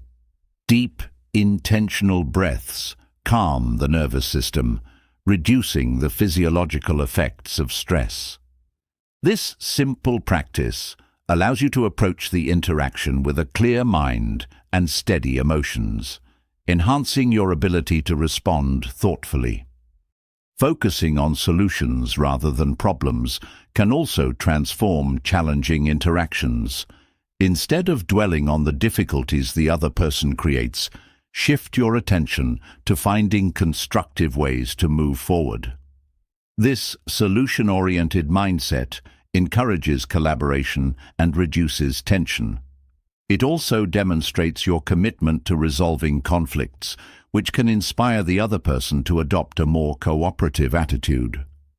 Cultivating patience is essential when dealing with difficult people. Change takes time, and expecting immediate results often leads to frustration. Patience allows you to approach these relationships with a long-term perspective, recognizing that progress is gradual. This mindset fosters persistence and resilience, ensuring that you remain steady in your efforts to navigate these interactions with grace. Handling difficult people with grace is not about changing them, but about transforming how you engage with them. By mastering your inner state, setting boundaries, and approaching interactions with compassion and strategy, you turn potential conflicts into opportunities for growth and connection.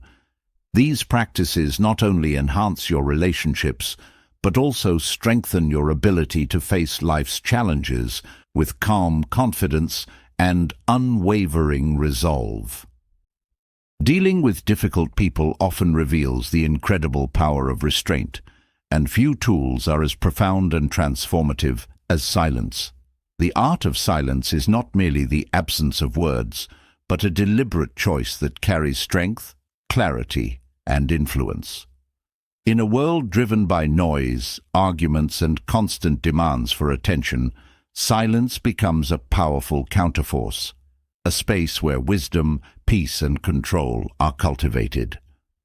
Let's delve into how silence can be harnessed as a tool for resolving conflicts, asserting influence, and maintaining inner harmony.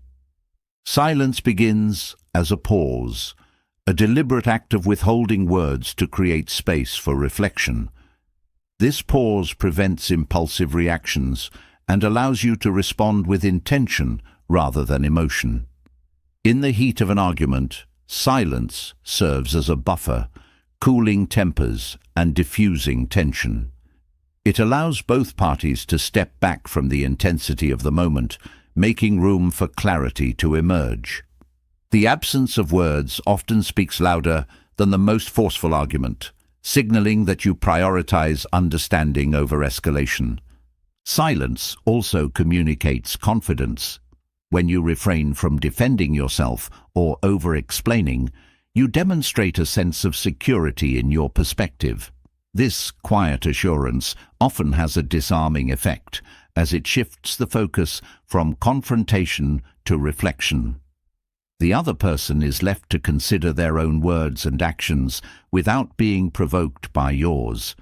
This dynamic subtly shifts the power in the conversation, as silence can make others feel heard while highlighting the weight of your presence.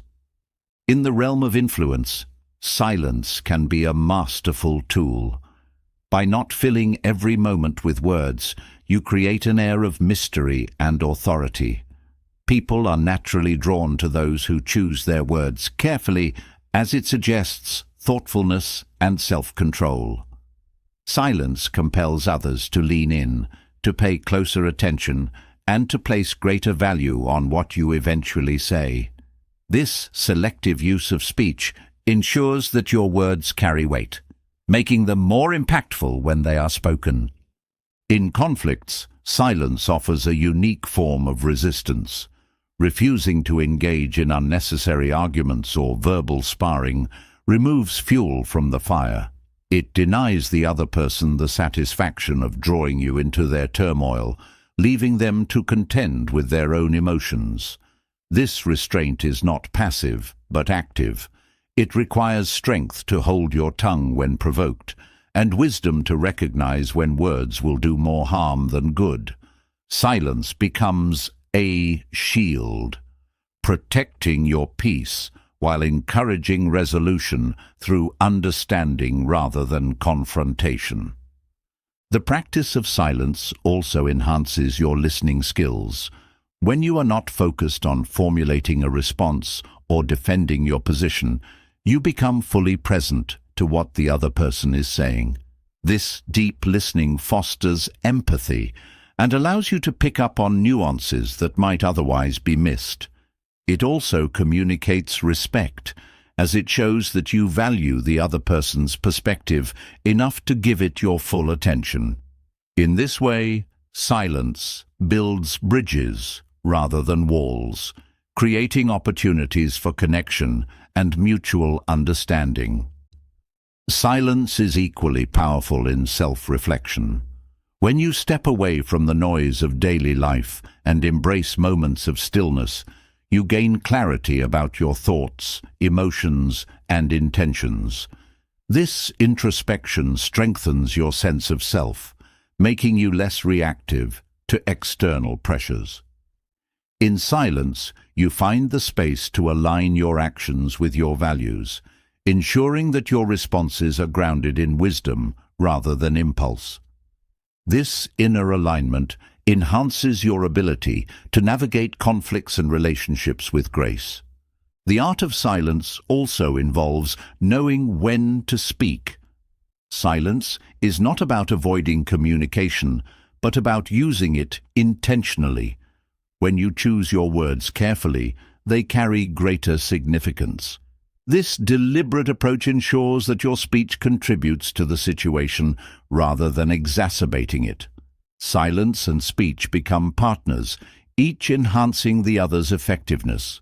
This balance creates a powerful presence, as your ability to navigate both silence and speech demonstrates mastery over your emotions and impulses. Silence can also be a form of strength in relationships. When conflicts arise, the instinct to defend or justify can often escalate tensions.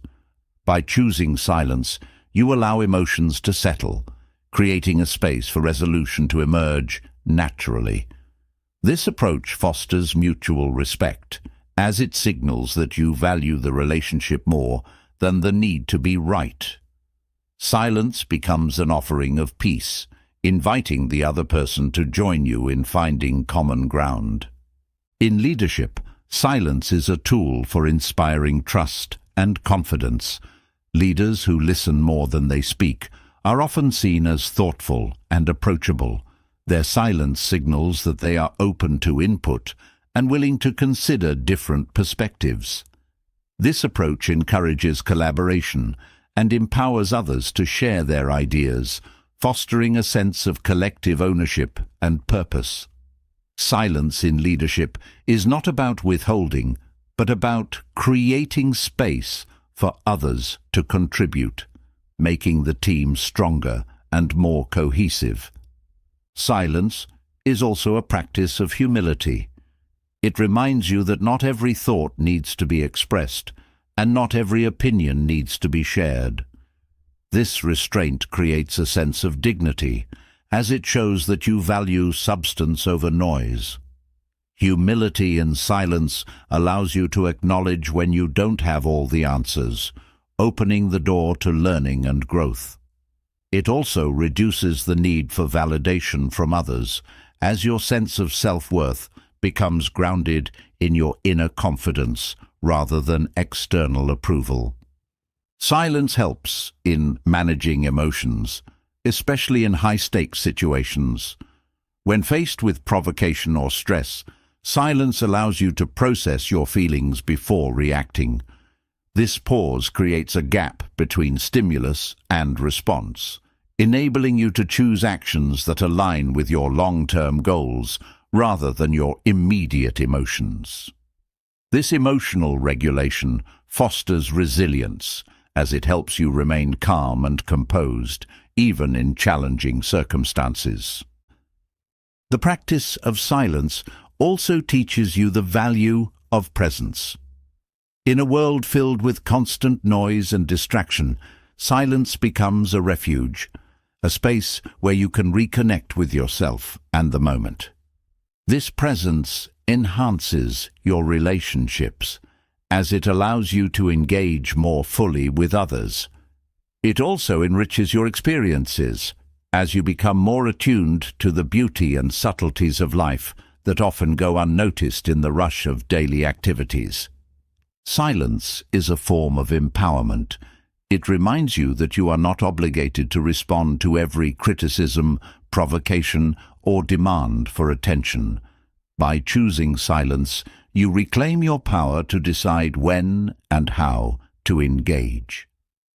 This autonomy strengthens your sense of agency, as it demonstrates that you are in control of your reactions rather than being controlled by external circumstances. The power of silence extends beyond interpersonal interactions. It is a practice that cultivates inner peace, resilience, and clarity. Each moment of silence becomes an opportunity to reflect, recharge, and realign with your values. This inner stillness enhances your ability to navigate life's challenges with strength and grace, as it provides a solid foundation from which to act. Silence is not the absence of action, but the presence of intention. It is a deliberate choice to prioritize understanding over conflict, clarity over noise, and presence over distraction. By mastering the art of silence, you unlock a powerful tool for maintaining peace, asserting influence, and living with integrity. This practice transforms how you engage with the world, ensuring that your actions are guided by wisdom and purpose rather than impulse or noise.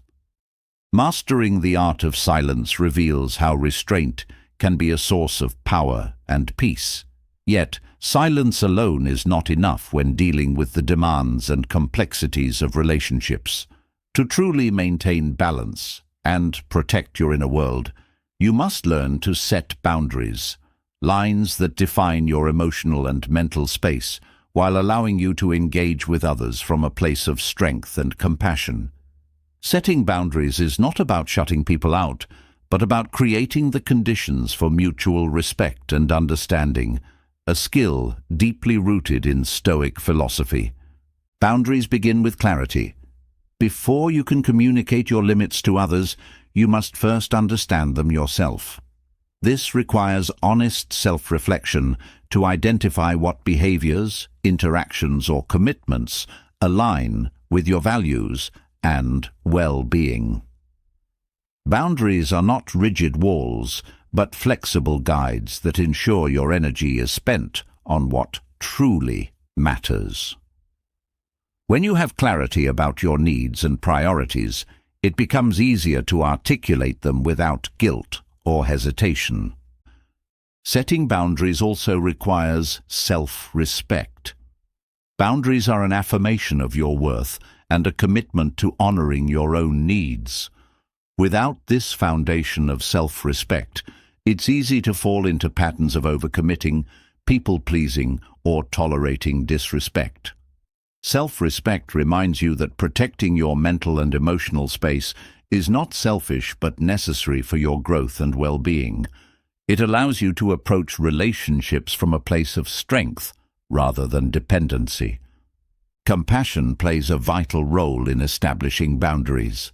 While boundaries protect your space, compassion ensures that they are communicated in a way that fosters understanding rather than conflict.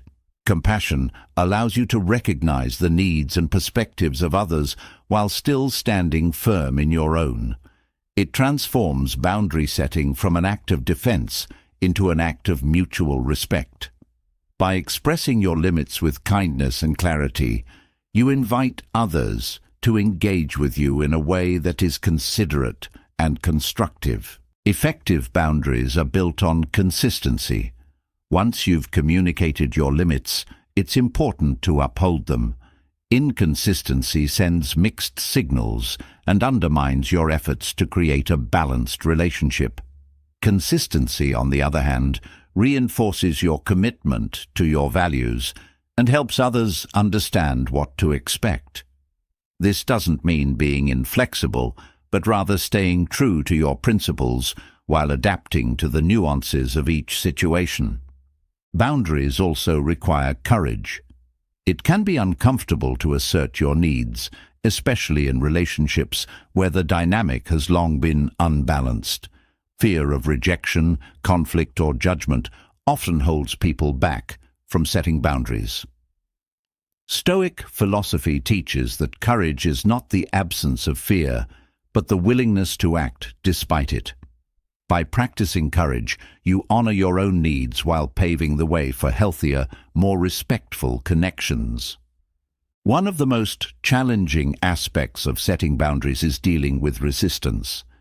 Not everyone will welcome your efforts to create balance, especially if they've benefited from your lack of boundaries in the past. This resistance is not a reflection of your worth, but a natural reaction to change. Recognizing this allows you to stay grounded and respond with patience rather than defensiveness. Over time, consistent boundaries often lead to greater respect and understanding, even from those who initially resisted them. Boundaries also teach others how to treat you. When you clearly communicate your limits, you set a standard for what is acceptable in your interactions. This standard not only protects you, but also encourages others to reflect on their own behavior. By modeling respect for your boundaries, you inspire those around you to approach relationships with greater mindfulness and integrity. In setting boundaries, it's essential to focus on what you can control. You cannot force others to respect your limits, but you can choose how you respond when they don't. This might involve reducing contact, walking away from harmful situations, or seeking support from trusted allies. Focusing on your own actions ensures that your boundaries remain intact, regardless of external resistance. Boundaries also require a balance of firmness and flexibility. While it's important to stand by your principles, life is filled with complexities that sometimes call for adaptability. Flexibility doesn't mean compromising your well-being, but finding ways to honor your limits while addressing the needs of the moment. This balance ensures that your boundaries remain effective without becoming rigid or isolating. Communicating boundaries effectively involves clarity and empathy. Ambiguity often leads to misunderstandings or unintentional boundary crossing. By clearly stating your limits and the reasons behind them, you provide others with the context needed to understand your perspective. Empathy, in turn, helps you deliver this message in a way that acknowledges their feelings while remaining true to your own. Boundaries are not just about saying no, but also about defining what you are willing to give. They help you allocate your time, energy, and attention to what aligns with your values. This intentionality ensures that your efforts contribute to meaningful connections and pursuits rather than being scattered or drained. Boundaries empower you to engage with the world from a place of abundance rather than depletion. Practicing boundaries also enhances self-awareness. Each time you set or adjust a boundary, you gain deeper insight into your own needs, values, and priorities. This self-awareness strengthens your ability to navigate relationships and challenges with confidence and clarity. It also fosters a sense of authenticity as your interactions become a reflection of your true self rather than a response to external pressures. Boundaries contribute to emotional resilience by reducing stress and preserving your energy. When you protect your mental and emotional space, you create a foundation of stability that allows you to handle life's challenges more effectively. This resilience is not about avoiding difficulties, but about ensuring that you have the resources to face them without being overwhelmed. Setting boundaries also deepens your relationships. While it may seem counterintuitive, clear boundaries foster trust and respect. They signal that you value the relationship enough to invest in creating balance and understanding. Over time, this mutual respect strengthens the connection, allowing both parties to thrive within the framework of healthy, supportive interactions. Boundaries also help you prioritize your well-being. In a world that often demands more than you can give, boundaries act as a safeguard against burnout and overwhelm. They remind you that your well-being is not negotiable and that taking care of yourself is essential for contributing meaningfully to others. This self-care becomes the foundation for sustainable relationships and endeavors. One of the most liberating aspects of boundaries is the freedom they provide. By defining your limits, you free yourself from the guilt and resentment that often accompany overcommitment or unmet expectations. This freedom allows you to engage with others from a place of choice rather than obligation, fostering more genuine and fulfilling connections. Boundaries also teach you the value of saying no. In a culture that often equates busyness with worth, learning to decline requests is a powerful act of self-respect. Saying no is not about rejecting others, but about honoring your own needs and ensuring that your time and energy are directed toward what truly matters. This clarity strengthens your ability to make choices that align with your goals and values. The practice of boundaries is deeply aligned with Stoic principles of self-mastery and intentional living. It is not about controlling others, but about taking responsibility for your own well-being and interactions. By setting boundaries with compassion and strength, you create a life that reflects your values, protects your peace, and fosters meaningful connections. This practice transforms relationships into spaces of mutual respect and understanding, ensuring that your energy is spent on what truly enriches your journey. Establishing boundaries with compassion and strength builds the foundation for balanced and respectful relationships, but the journey of self-mastery takes this principle inward. To navigate the complexities of life and achieve personal and professional success, mastering yourself becomes essential. True power comes not from controlling the world, but from understanding and guiding your inner world. Self-discipline lies at the heart of this transformation, empowering you to align your actions with your values and goals, no matter the challenges. Self-discipline begins with clarity of purpose. Without a clear understanding of what you want to achieve and why it matters, discipline becomes directionless effort. Defining your goals and aligning them with your core values gives meaning to the sacrifices and effort required. This alignment creates a natural drive, making it easier to stay focused and committed. Purpose becomes the compass that guides your actions, ensuring they lead toward meaningful progress. Discipline is strengthened through consistency. Small, repeated actions build habits that shape your character and outcomes. Whether it's maintaining a fitness routine, committing to daily learning, or managing your time effectively, consistency transforms effort into results.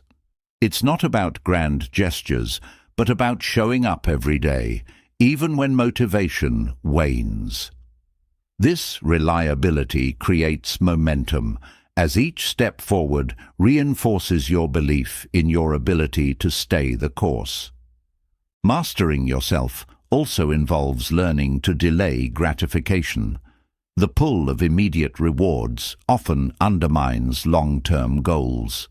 Discipline teaches you to prioritize future benefits over fleeting pleasures. This ability to delay gratification is a hallmark of emotional intelligence, as it requires managing impulses and staying focused on what truly matters. Over time, this practice cultivates patience and resilience, equipping you to handle setbacks with grace. Emotional regulation is a cornerstone of self-mastery. Life's challenges often evoke strong emotions that can cloud judgment and derail progress. By developing the ability to recognize, understand, and manage your emotions, you create a sense of stability that allows you to respond thoughtfully rather than react impulsively.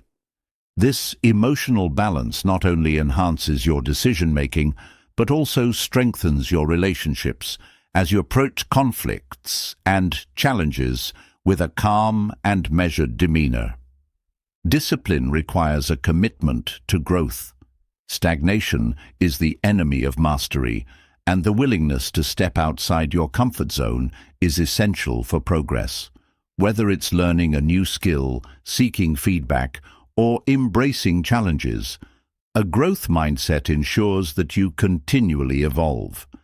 This commitment to improvement transforms obstacles into opportunities, as each challenge becomes a chance to learn and expand your capabilities. Time management is another key aspect of self-mastery. Time is your most valuable resource, and how you allocate it reflects your priorities. Discipline involves creating a structured approach to your days, ensuring that your energy is directed toward meaningful tasks rather than wasted on distractions.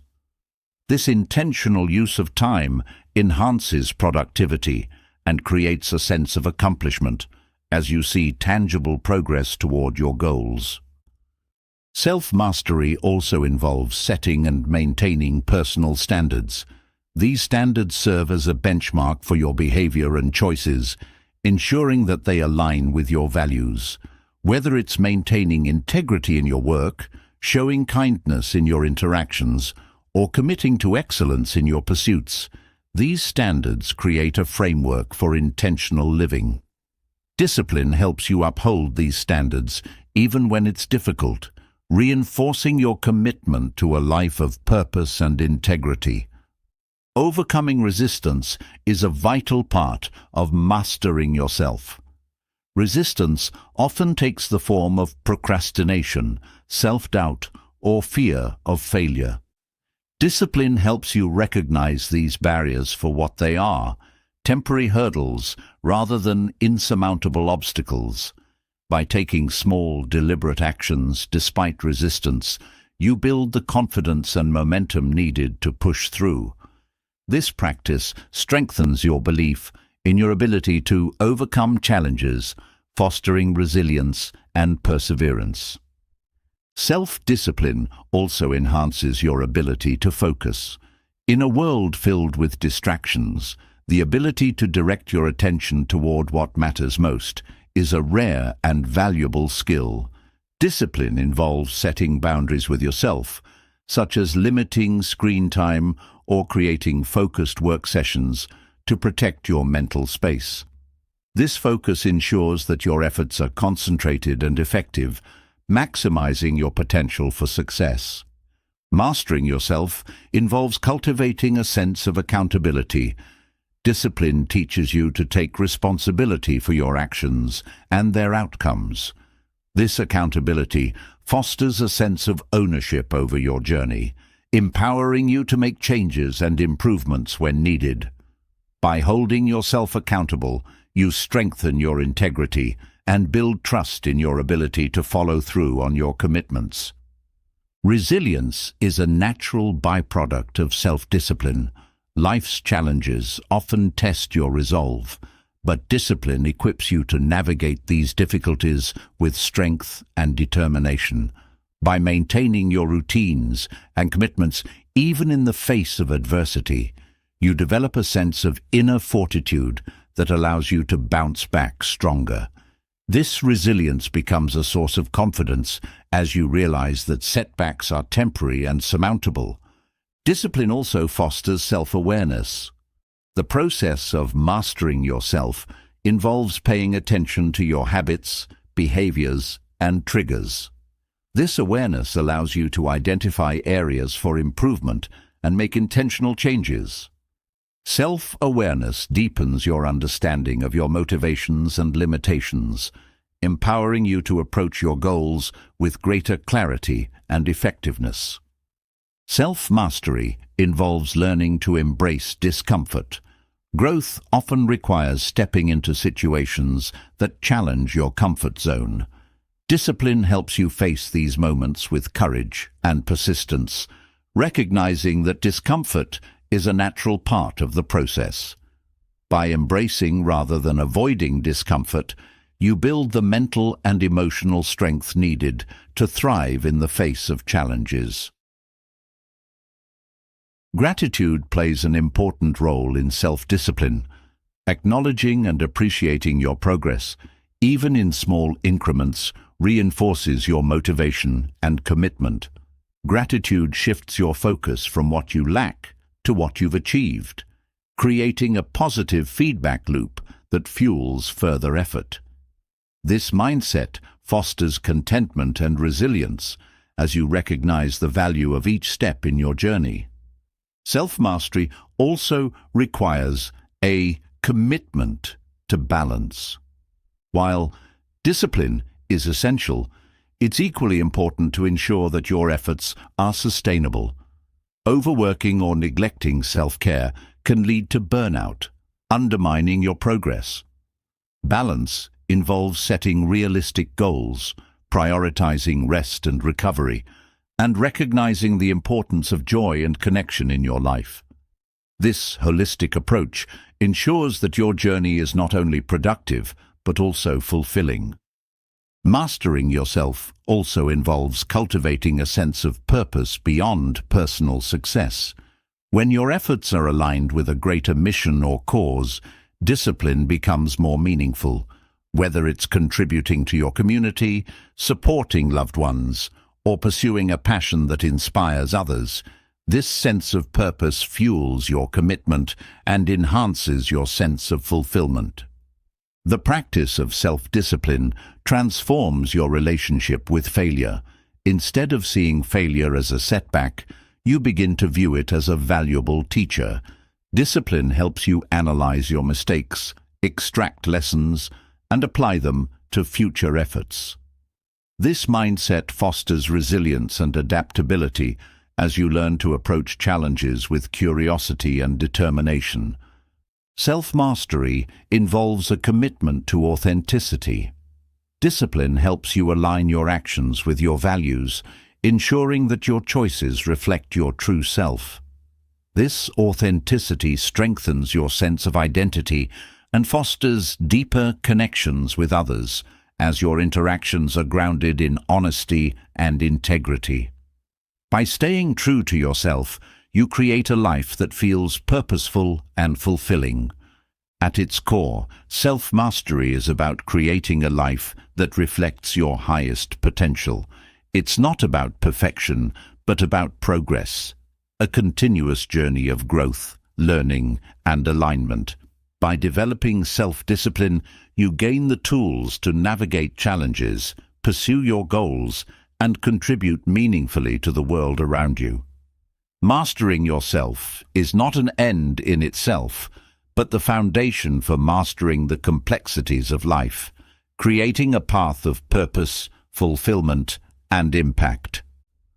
Mastering yourself establishes a foundation of inner strength, but confidence, the belief in your ability to navigate challenges and make meaningful choices, requires an additional element: self-control. It's through the disciplined management of your thoughts, emotions, and actions that you overcome fear and self-doubt, building the unshakable confidence necessary for a fulfilling life. At the same time, confidence is not born from monumental achievements, but from the accumulation of small, deliberate victories. These daily habits, when aligned with your values, shape a life of virtue and enduring fulfillment. Self-control begins with awareness. Recognizing the triggers that provoke fear, insecurity, or hesitation is the first step toward managing them. Self-control allows you to pause, reflect, and choose your response rather than reacting impulsively. This conscious approach to your actions fosters confidence as it demonstrates your ability to navigate challenges with clarity and intention. Each time you exercise control over your impulses, you reinforce your belief in your capability to handle life's complexities. Fear and self-doubt often stem from a sense of helplessness or lack of preparation. Self-control addresses this by giving you the tools to focus on what you can control and letting go of what you cannot. By directing your energy toward actionable steps rather than fixating on uncertainties, you create a sense of empowerment. This focus helps dismantle fear, as it shifts your attention from what might go wrong to what you can do to improve the situation. Self-control transforms worry into purposeful action, laying the groundwork for confidence. Confidence also grows through the discipline of self-reflection. By examining your thoughts and behaviors with honesty and compassion, you identify patterns that either support or undermine your goals. Self-reflection, guided by self-control, enables you to make intentional adjustments, aligning your actions with your values. This alignment fosters a sense of integrity, as your decisions reflect your authentic self.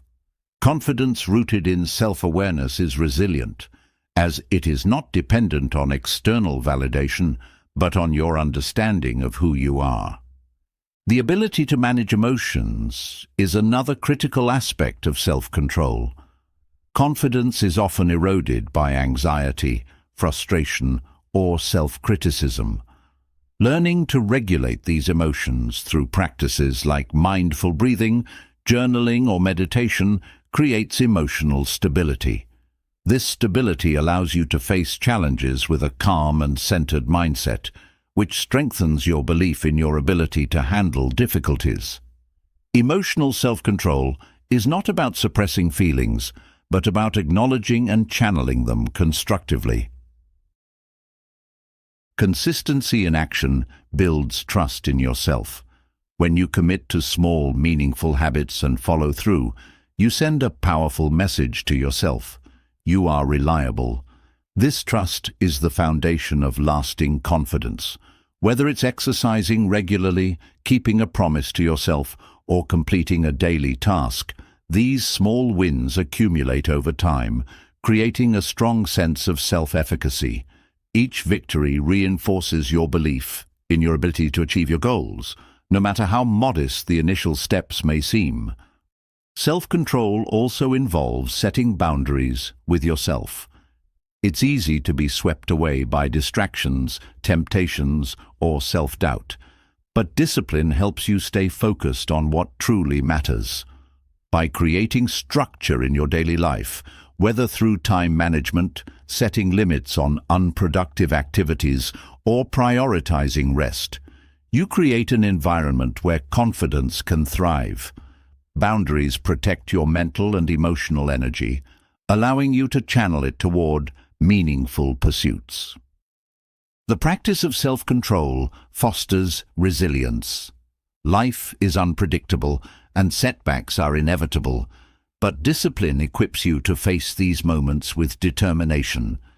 Resilience is not about avoiding failure, but about learning to recover and grow from it. Each time you choose to persevere in the face of difficulty, you reinforce your belief in your ability to overcome challenges. This resilience becomes a wellspring of confidence as you recognize your capacity to navigate adversity.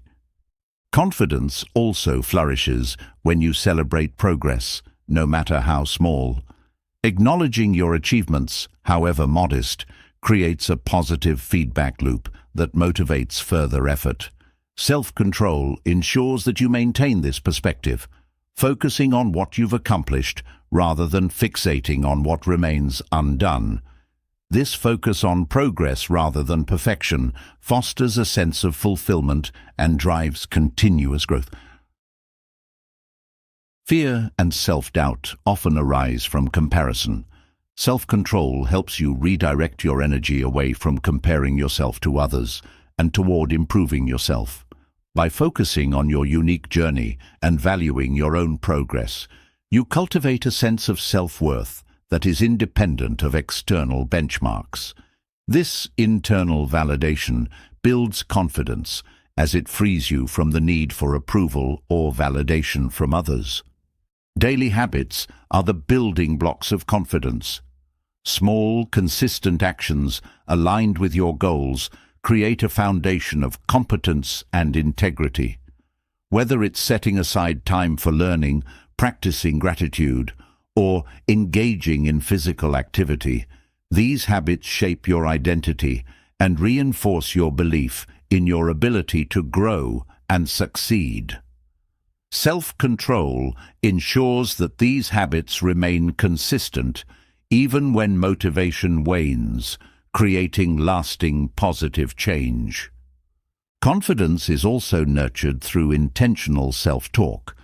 The way you speak to yourself shapes your perception of your abilities. Self-control allows you to challenge negative thoughts and replace them with affirmations of your strengths and potential. This shift in internal dialogue creates a supportive inner environment where confidence can flourish.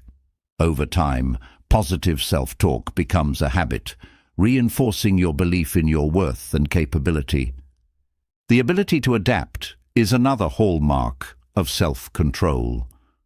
Life rarely unfolds as planned, but discipline helps you approach unexpected challenges with flexibility and creativity. Adaptability fosters confidence as it demonstrates your ability to navigate uncertainty with resilience and resourcefulness. This confidence is not based on controlling outcomes, but on trusting your ability to respond effectively to whatever arises. Confidence also grows through acts of courage. Self-control enables you to take risks, even when fear is present. Whether it's speaking up in a meeting, pursuing a new opportunity, or stepping outside your comfort zone, these acts of courage build evidence of your strength and capability. Each courageous step reinforces your belief in your ability to face challenges, creating a cycle of confidence and growth. Self-control teaches you to value effort over outcomes. While results are important, the discipline to consistently show up and give your best effort is what builds lasting confidence. By focusing on what you can control, your actions, intentions, and persistence, you create a sense of accomplishment that is independent of external circumstances. This internal validation strengthens your resilience and self-belief. Confidence is also cultivated through a sense of purpose. When your actions are aligned with a greater mission or goal, self-control becomes a tool for staying focused and committed. This sense of purpose creates a deep-seated confidence as it connects your efforts to something meaningful. Purpose-driven confidence is enduring as it is rooted in your values rather than fleeting achievements. Self-control enhances your ability to manage setbacks constructively. Challenges and failures are inevitable, but discipline helps you approach them with a growth mindset. Instead of being discouraged, you view setbacks as opportunities to learn and improve. This perspective transforms obstacles into stepping stones, reinforcing your belief in your ability to adapt and succeed. The practice of self-control also deepens your relationships. Confidence often stems from the quality of your connections with others. By exercising discipline in communication, listening, and empathy, you create relationships built on trust and respect. These relationships become a source of support and encouragement, further bolstering your confidence.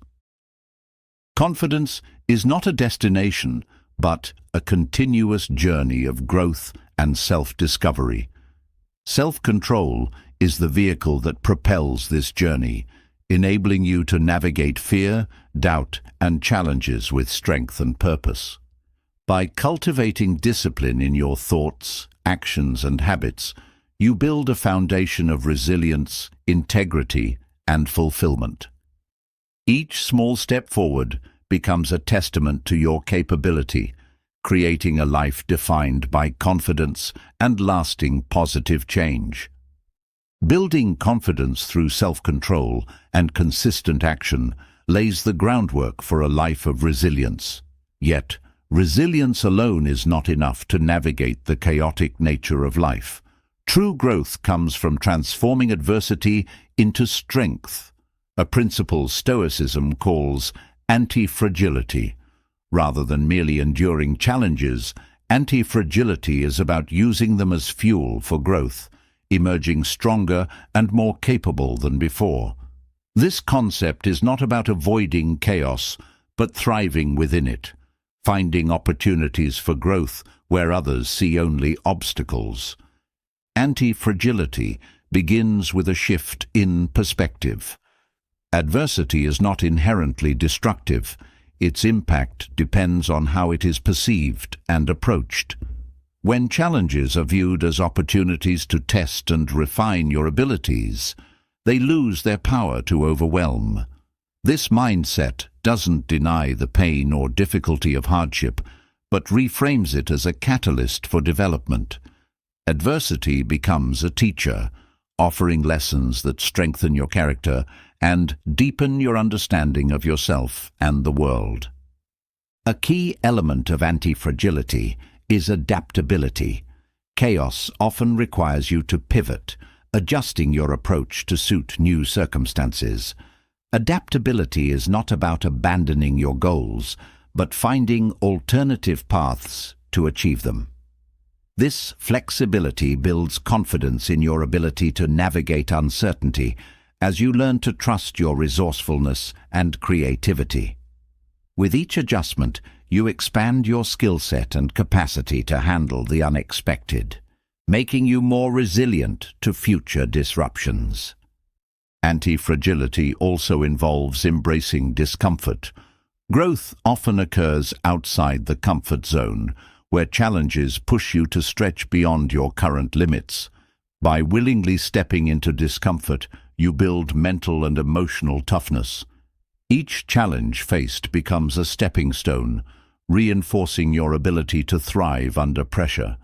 This proactive approach to discomfort ensures that when chaos arises, you are prepared to face it with composure and strength. The practice of reflection is essential to anti-fragility. Adversity offers valuable insights, but these lessons can only be harnessed through intentional reflection. By examining what went wrong, what you learned, and how you can improve, you transform setbacks into opportunities for growth. Reflection fosters a sense of agency as you recognize your role in shaping your response to challenges. This understanding strengthens your confidence and equips you to face future difficulties with greater clarity and wisdom. Anti-fragility is deeply rooted in the Stoic principle of amor fati, or loving fate.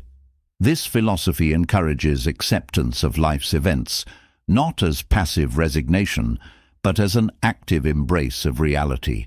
Loving fate means acknowledging that adversity is an integral part of life and choosing to work with it rather than against it. This mindset reduces resistance and frustration, allowing you to channel your energy into constructive action. Acceptance transforms chaos into a source of empowerment, as it frees you from the burden of wishing circumstances were different. Another cornerstone of anti-fragility is the cultivation of inner stability. Chaos often triggers emotional turbulence, but developing a strong inner foundation allows you to remain grounded. Practices such as mindfulness, intentional breathing, and journaling help you maintain emotional equilibrium, even in the face of external disruption. This stability not only enhances your ability to make clear decisions, but also fosters a sense of peace amidst uncertainty. Anti-fragility also involves building a support network. While self-reliance is important, thriving in chaos often requires collaboration and connection. A strong support network provides perspective, encouragement, and practical assistance, helping you navigate challenges more effectively. By cultivating meaningful relationships, you create a safety net that strengthens your ability to face adversity with confidence. These connections also remind you that you're not alone, reinforcing a sense of resilience and belonging. Stoic anti-fragility emphasizes the importance of preparation. Chaos is unpredictable, but intentional preparation reduces its impact. This preparation might include developing skills, building financial stability, or cultivating physical and mental health. By fortifying yourself in advance, you create a buffer against disruption, ensuring that you can respond to challenges with strength and capability. Preparation also fosters a sense of control, as it demonstrates your ability to influence your circumstances, even in the face of uncertainty. The practice of gratitude plays a significant role in anti-fragility. Gratitude shifts your focus from what has been lost to what remains, helping you find stability and hope amidst chaos.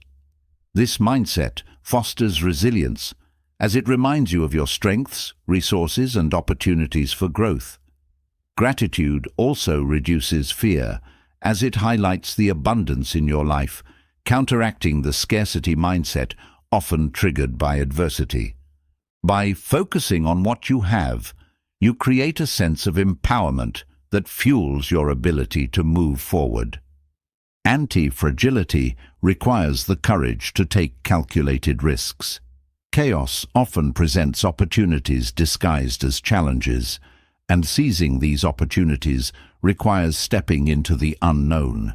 Taking risks fosters growth, as it encourages you to explore new possibilities and expand your horizons. Each risk taken, regardless of the outcome, builds confidence in your ability to navigate uncertainty. This confidence becomes a foundation for thriving, as it demonstrates your capacity to face challenges head-on. Resilience is a key component of anti-fragility, but it is only the starting point. Resilience is about bouncing back, while anti-fragility is about bouncing forward, emerging stronger and more capable than before. Each challenge faced becomes a building block for greater strength, as you integrate the lessons learned into your approach to life. This upward trajectory ensures that chaos becomes a source of growth rather than stagnation. The practice of anti-fragility also deepens your understanding of yourself.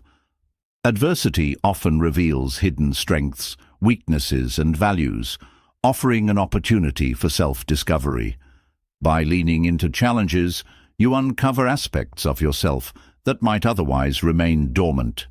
This self-awareness enhances your ability to navigate life's complexities, as it equips you to approach challenges with authenticity and intentionality. Anti-fragility is also about cultivating a mindset of abundance. Chaos often triggers a scarcity mindset, where fear of loss dominates your perspective. By focusing on possibilities rather than limitations, you create a sense of empowerment that fuels your ability to adapt and grow. This mindset transforms challenges into opportunities, as it encourages you to explore creative solutions and take proactive steps toward improvement. Thriving in chaos requires a commitment to lifelong learning. Each challenge faced offers a chance to gain new knowledge, skills, and perspectives. By approaching adversity with curiosity, you transform it into a source of growth and enrichment. This commitment to learning ensures that you remain adaptable and resilient, as you continually expand your capacity to navigate uncertainty. Anti-fragility also involves balancing acceptance with action. While it's important to embrace reality, thriving in chaos requires taking deliberate steps to shape your response. This balance ensures that you remain grounded in the present while actively working toward a better future.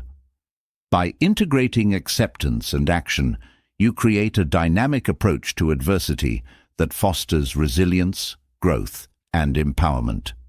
At its core, anti-fragility is about turning life's challenges into opportunities for growth. It's not about avoiding chaos, but about learning to thrive within it. By cultivating adaptability, embracing discomfort, and fostering a mindset of gratitude and curiosity, you transform adversity into a catalyst for strength and wisdom. Stoic anti-fragility teaches us that the storms of life are not obstacles to be feared, but opportunities to rise stronger and more capable, ready to face whatever lies ahead. Transforming adversity into strength leads to profound growth, but true freedom requires shedding the weight of attachments that keep you bound. Letting go is not about giving up or turning away from life's beauty. It is about releasing the grip of material and emotional burdens that drain your energy and limit your potential.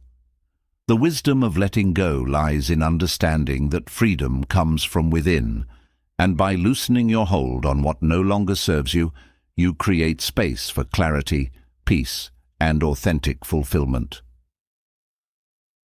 Letting go begins with the awareness of what you are holding on to and why. Attachments often stem from fear of loss, failure, or insignificance. These fears drive a need for control, causing you to cling to people, possessions, or outcomes that provide a false sense of security. Recognizing these patterns is the first step in breaking free.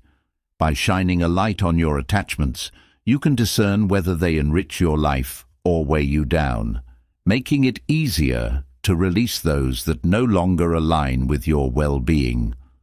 Material possessions often symbolize success or status, but their weight can overshadow the joy they were meant to bring. Letting go of excess possessions does not mean renouncing comfort, but understanding the difference between need and excess. Simplifying your physical space fosters mental clarity, as the fewer things you own, the fewer distractions you face.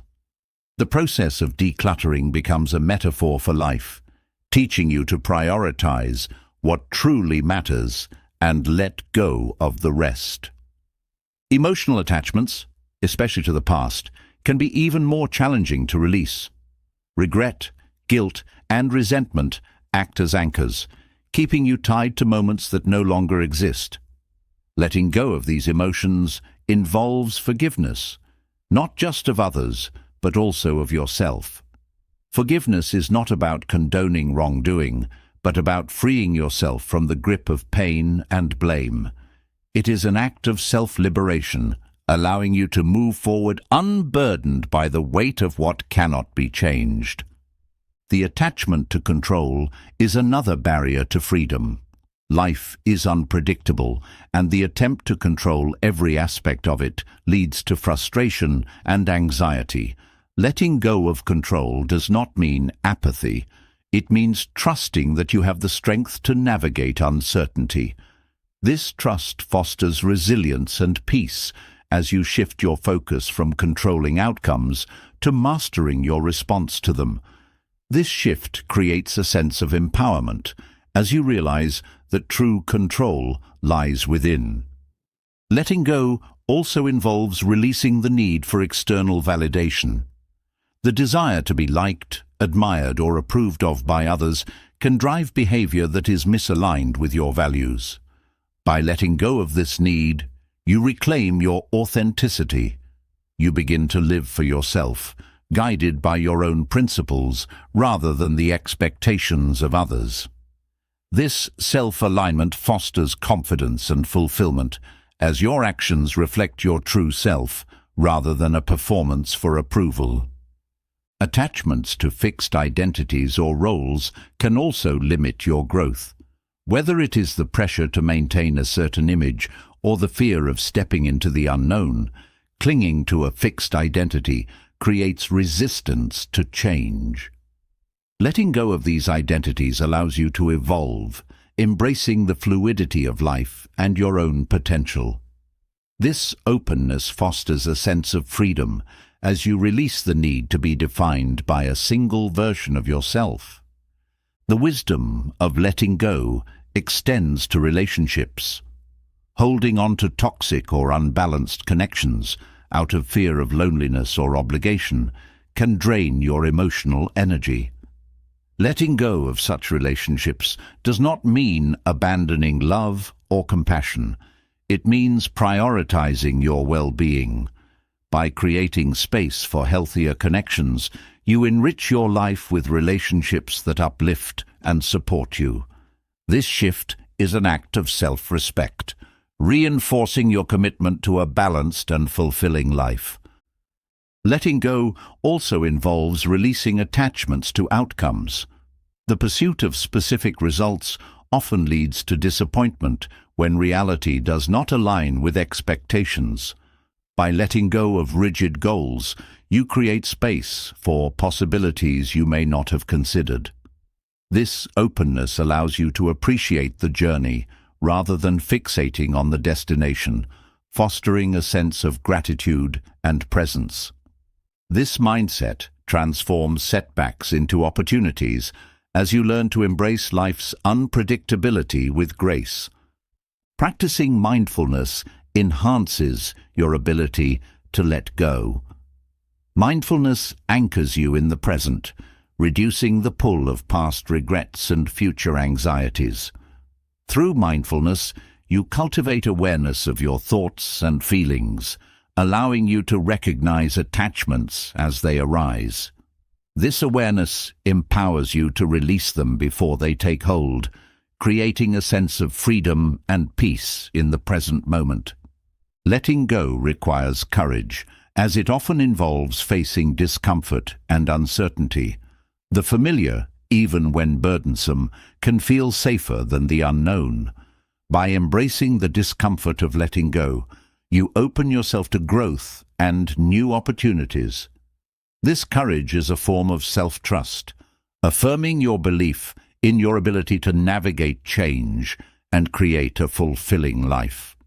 Each act of letting go becomes a testament to your resilience and strength. Gratitude plays a vital role in the process of letting go. By focusing on what you have rather than what you lack, gratitude shifts your perspective from scarcity to abundance. This shift reduces the fear of loss, making it easier to release attachments that no longer serve you. Gratitude also fosters a sense of contentment, as it reminds you of the richness of your life beyond material or emotional possessions.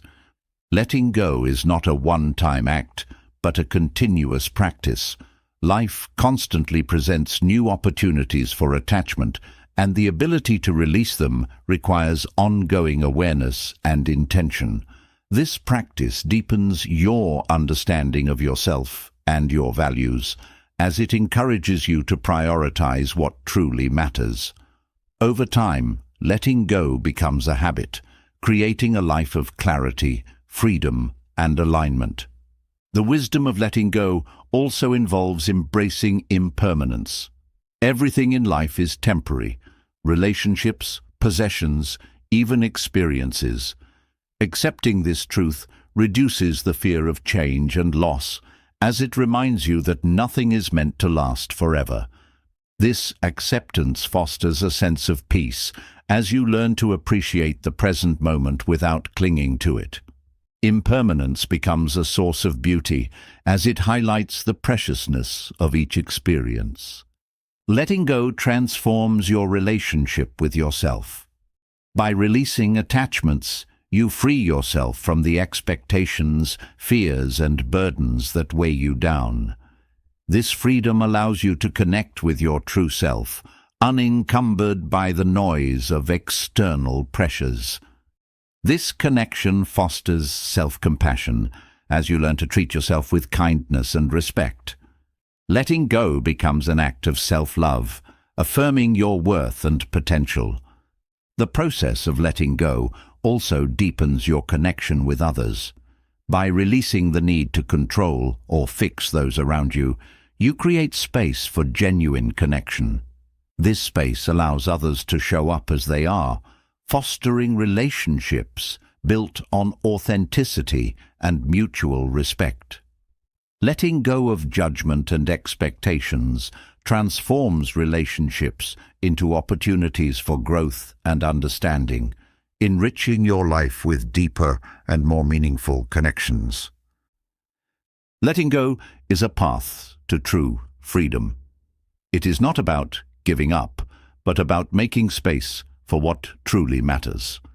By releasing material and emotional burdens, you create a life of clarity, peace, and fulfillment. This practice transforms how you engage with the world, as it frees you to live authentically and fully. The wisdom of letting go is a gift you give yourself, a liberation that opens the door to endless possibilities and profound joy. Letting go teaches the art of release, but true mastery lies in finding the delicate balance between detachment and appreciation. Detachment is not indifference. It is the ability to engage deeply with life's gifts, while understanding they are not yours to control or possess. This practice transforms the way you experience the world, allowing you to hold life's beauty with open hands rather than a clenched grip, savoring its essence without being consumed by fear of loss. Practicing detachment begins with recognizing the impermanence of everything around you. Life is a continuous flow, where people, experiences, and possessions come and go. Clinging to the illusion of permanence only breeds frustration and disappointment when change inevitably arrives.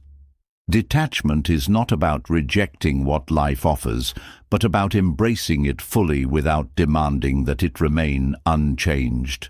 This mindset frees you from unnecessary suffering, allowing you to experience life's richness with a sense of peace and gratitude. Deep appreciation for life's gifts is possible only when you release the need to own them. Ownership creates attachment, tying your sense of self-worth to external factors. Detachment shifts your perspective, showing you that true value lies in the experience itself, not in possession. When you savor a beautiful moment without trying to hold on to it, you allow its essence to enrich your life without the weight of attachment. This approach fosters a sense of freedom as you learn to love life for what it is, not for what you wish it to be. Detachment enhances relationships by removing the need for control or dependence. When you love someone without clinging to them, you allow the relationship to flourish authentically. Detachment creates space for mutual growth, as it frees both individuals from the pressures of unrealistic expectations. This kind of love is unconditional, rooted in respect and understanding rather than fear or need. It strengthens connections by fostering trust and openness, as both people feel valued for who they are rather than what they provide. The practice of detachment also transforms your relationship with success and failure. Achievements and setbacks are part of life's ebb and flow, but attaching your identity to these outcomes creates a fragile sense of self. Detachment allows you to approach both success and failure with equanimity, seeing them as temporary states rather than defining characteristics. This perspective builds resilience as it frees you from the highs and lows of external validation, grounding your confidence in your intrinsic worth. Detachment does not mean disengagement.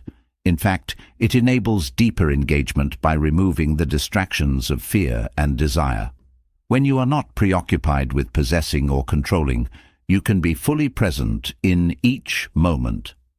This presence allows you to appreciate life's beauty and complexity without the burden of attachment.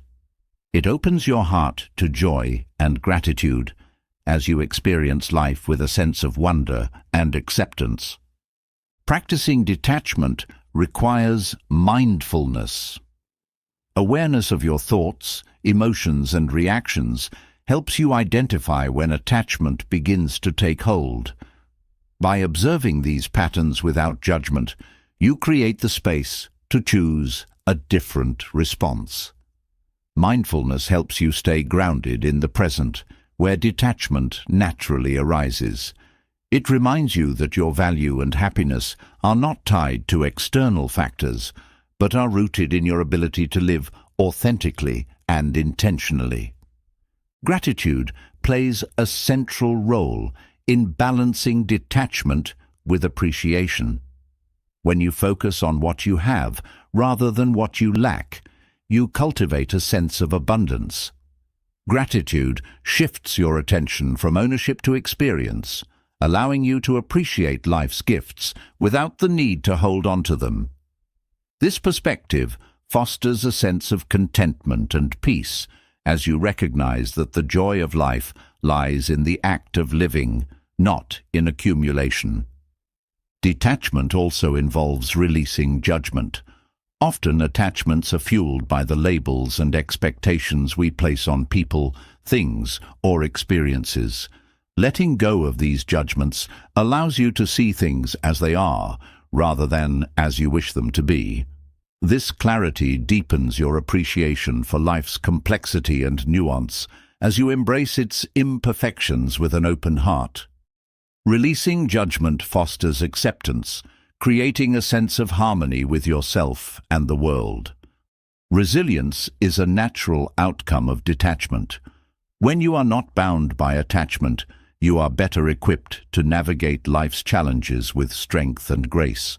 Detachment allows you to adapt to change without being overwhelmed by it, as you understand that your worth and well-being are not dependent on external circumstances.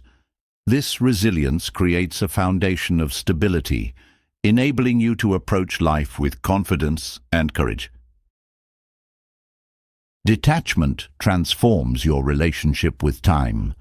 When you release the need to control the future or cling to the past, you free yourself to live fully in the present. This presence enriches your experiences as you engage with them wholeheartedly without the distractions of regret or anticipation. Detachment allows you to savor the fleeting beauty of each moment, creating a life filled with depth and meaning. The practice of detachment also fosters self-compassion. Letting go of perfectionism and unrealistic expectations allows you to treat yourself with kindness and understanding. Detachment helps you see mistakes and setbacks as opportunities for growth rather than failures.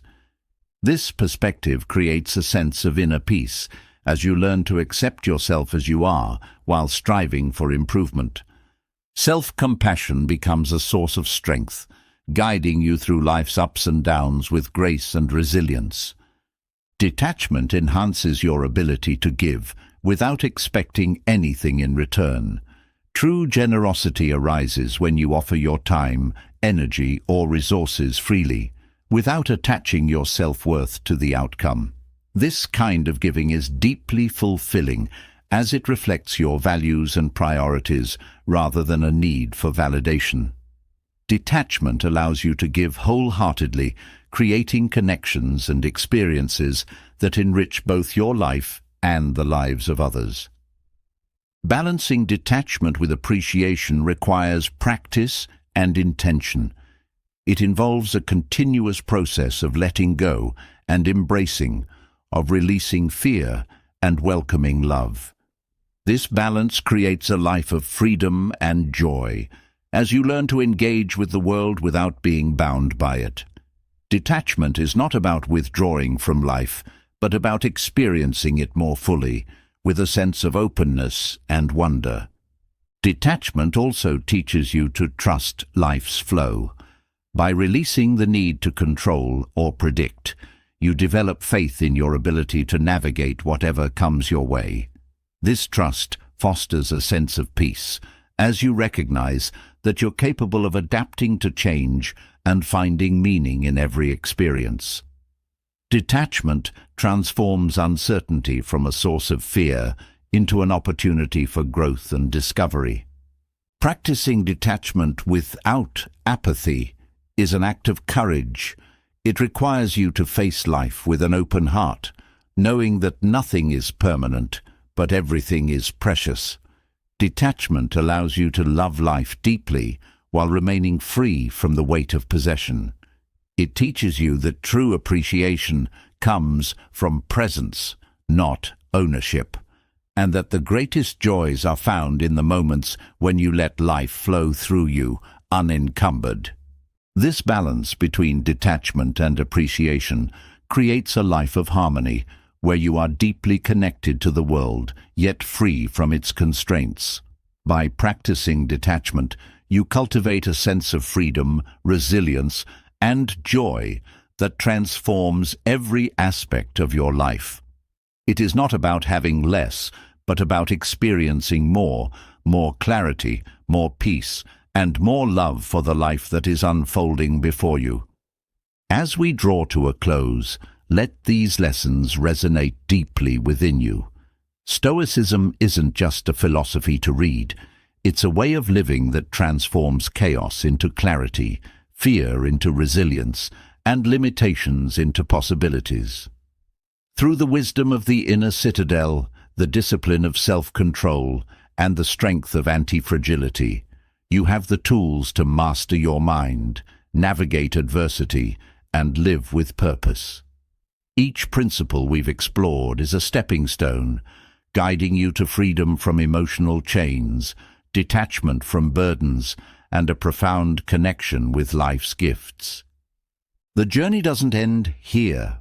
Growth is ongoing, and every moment offers a choice to practice these teachings.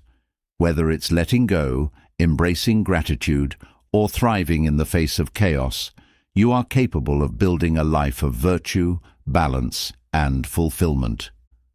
Now, it's your turn. What part of Stoicism resonates most with you? Share your thoughts in the comments below. We'd love to hear your perspective and continue this meaningful conversation. If these insights inspired you, consider subscribing to the channel and clicking the bell icon to stay connected as we explore more transformative ideas together. Thank you for being part of this journey. Here's to living with strength, wisdom, and unshakable peace.